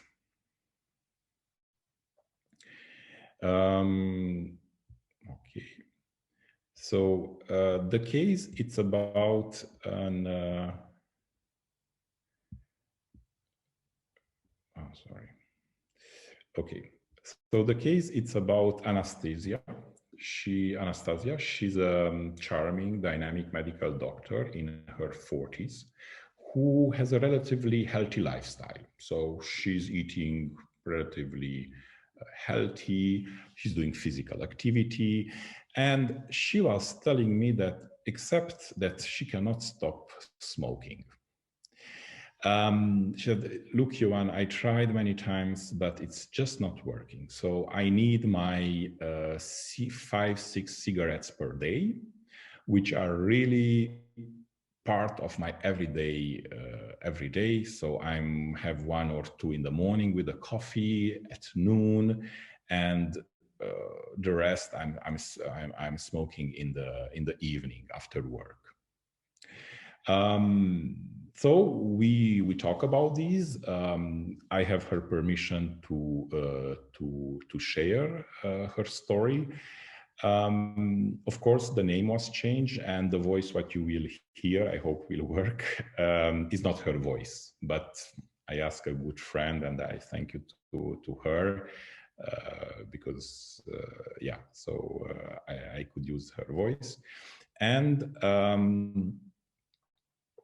the main ideas, okay, was also a colleague, a medical doctor, but I really tried to stay in this attitude of curiosity, empathy, understanding during the conversation. So, like I was talking with a friend, with someone who I really try to understand. And it's even more challenging because when you have a medical professional who is smoking, it's really challenging for you, a medical professional, how you feel, but also which example you give to your patients, for example. Now, you will see in the end, of course, after a conversation, a short conversation, I mean, lifestyle medicine, it's not about, I always say, not about miraculous solution. So it means that it's not giving you an immediate result, but it helps you to explore with the patient direction which you maybe didn't think before that they are existing. Or what could be the roots, the case. So let's see what was about. So here on, you will see on the top an attitude from the motivation interviewing. So I was saying, Anastasia, I appreciate it that you share with me your intention to change. Which chapter of lifestyle medicine does this belong to? It's about smoking. I already tried quit many times, but without success. So, Anastasia, it must be frustrating. Does smoking bring something special in your everyday life? Many people use it as a solution against stress. Is this your case as well? I don't think so. I just like smoking.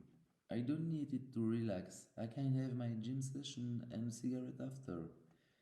It's no stress related for me. So, do you smoke more at work or at home or while socializing?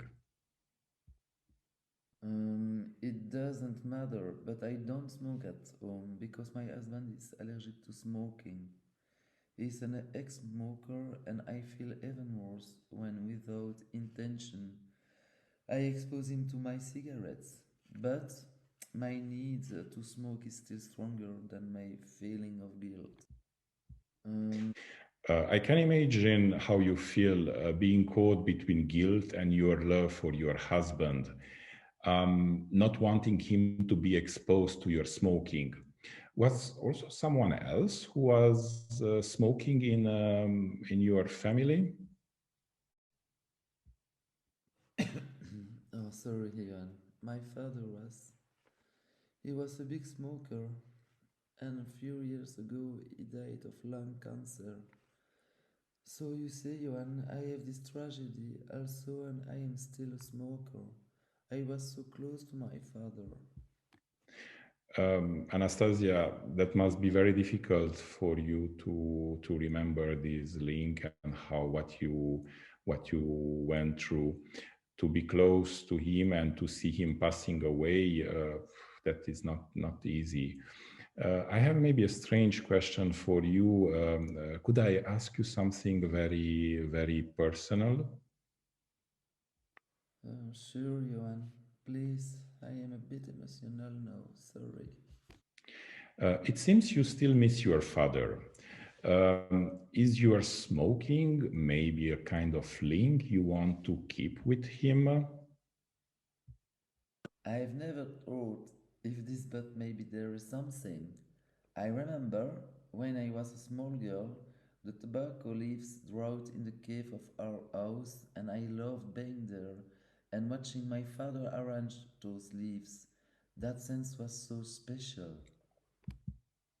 So in fact, your smoking, it's associated with your childhood memories related to the connection between between father and daughter. Yes, indeed. Never thought about it. So your tobacco memory is rather a sensorial memory. Tobacco scent versus the act of smoking. Definitely, I like the tobacco scent. This could be the reason. They Could I give you eventually some alternatives to the tobacco scent coming from other sources? Yes, sure, Yuan. Like candles with tobacco scent? Ah, that is a great idea. Thank you, Yuan, especially because I love candles. So you see here someone, a medical professional who was smoking since a long time, through a conversation which were using the motivation interviewing approach, we arrived to a point where we never thought that could be the cause. Now, I don't have a feedback from her. It was a conversation we had not long time ago, but was a solution, a reason, a cause to a habit what she was trying to change. And here in her case was something emotional, was something related to the tobacco scent, what she liked, and probably was also something which kept her linked to her father, that she always been very close with it. So of course, from here, we can go further to see how can work, how the alternatives. And you saw, I was asking permission, I try to be empathic, I try to use open-ended question, even if, okay, in the examples, it's more close-ended. Usually the percentage should be 70 open-ended questions to 30% close-ended questions. So the conclusion of this case and the presentation, it's like, please try to understand the culture, the background, the history, the lifestyle history of your patient, and this helps to have a better results in changing behavior. So thank you for your attention. So if there are questions or remarks.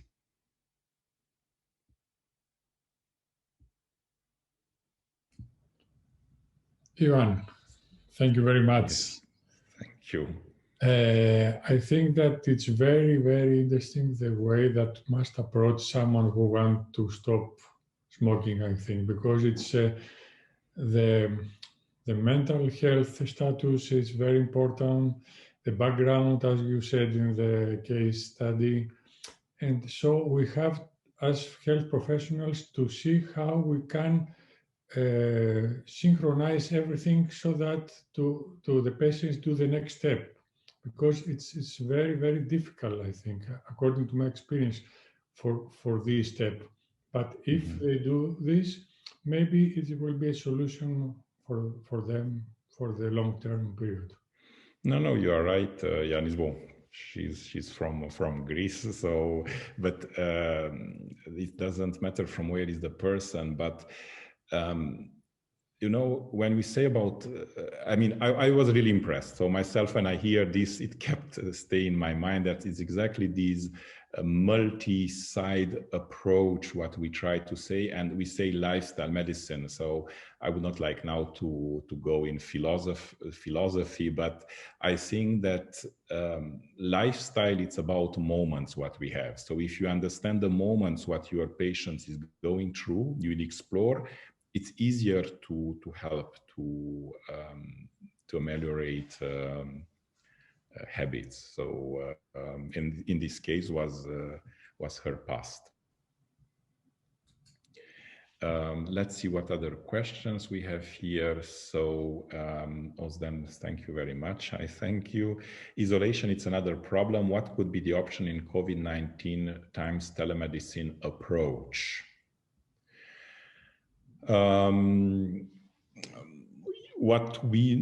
So the question, I mean, that the telemedicine could favorize, or you think would be less efficient? I didn't understand exactly the question, Ozden.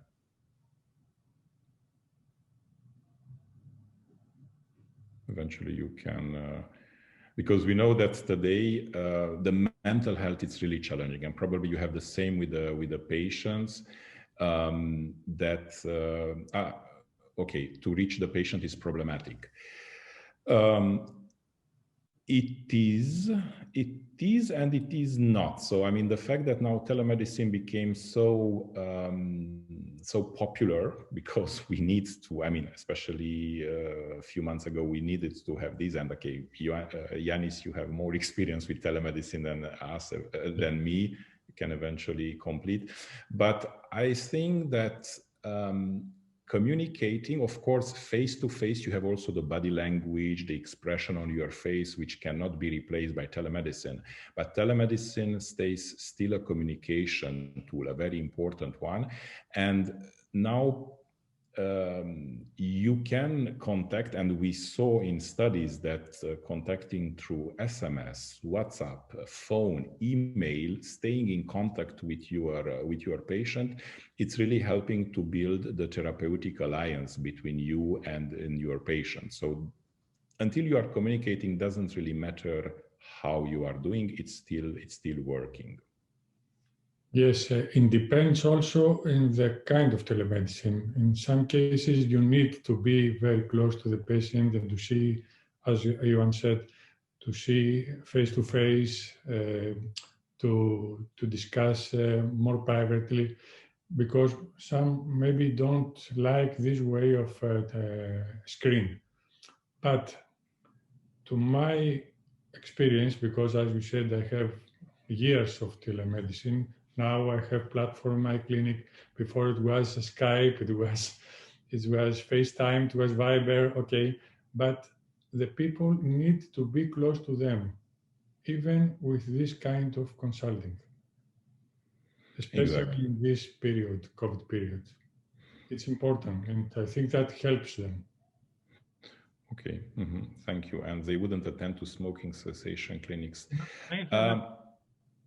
Yes, please. May I have a comment on the last question? Of course. In fact, when we are taking a look at available studies on what's happening during COVID epidemic with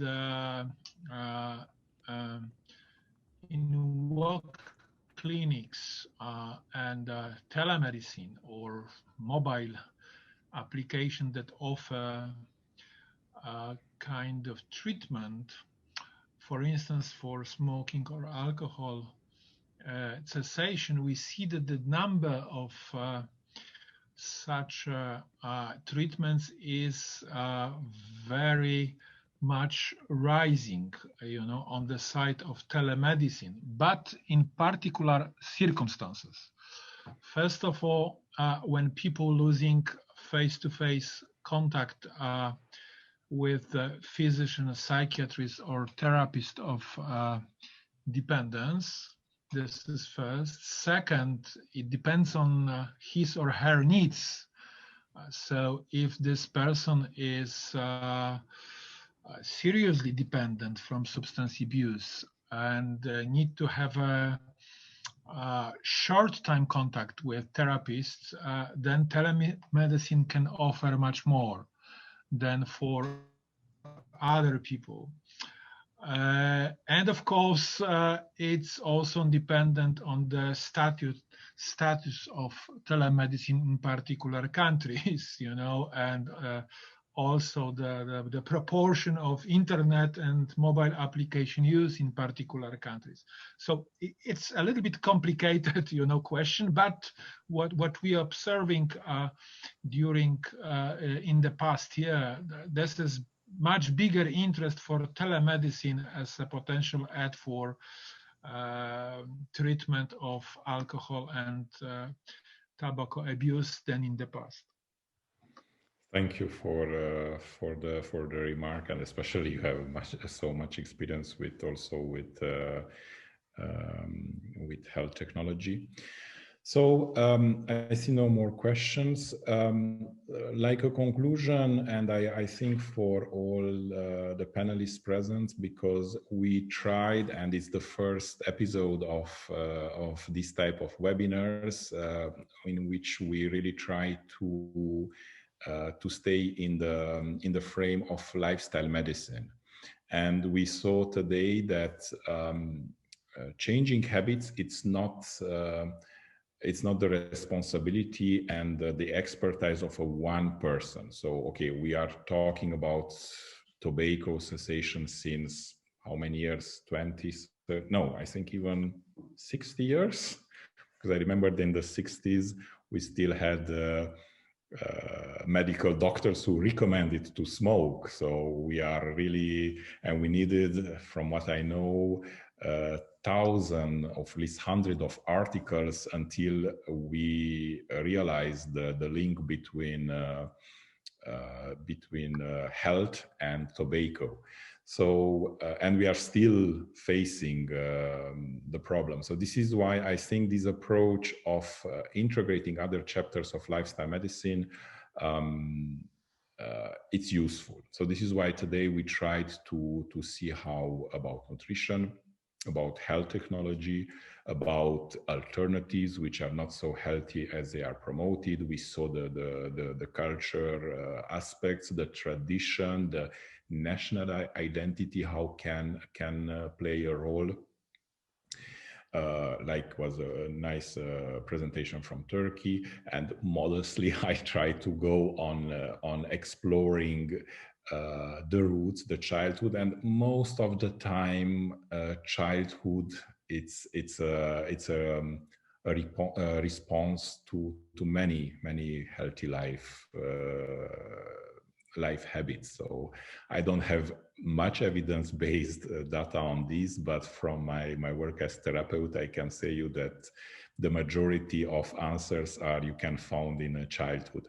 So we tried to offer you this. Thank you for those who've been present here. We have also we try to do shorter so than we did in the end of November. So we are going on the chapters. Thank you also to Yanis, who came here from the European Lifestyle Medicine Organization. And I hope we still see each other in another webinars with our expertise. If there are other questions or remarks, please feel free to share. Thank you, Jan. Thank you all. And I hope that the next will be short. Yes, and okay, so thank you very much. Enjoy smoke-free afternoon weekend this week, and see you next time. So bye.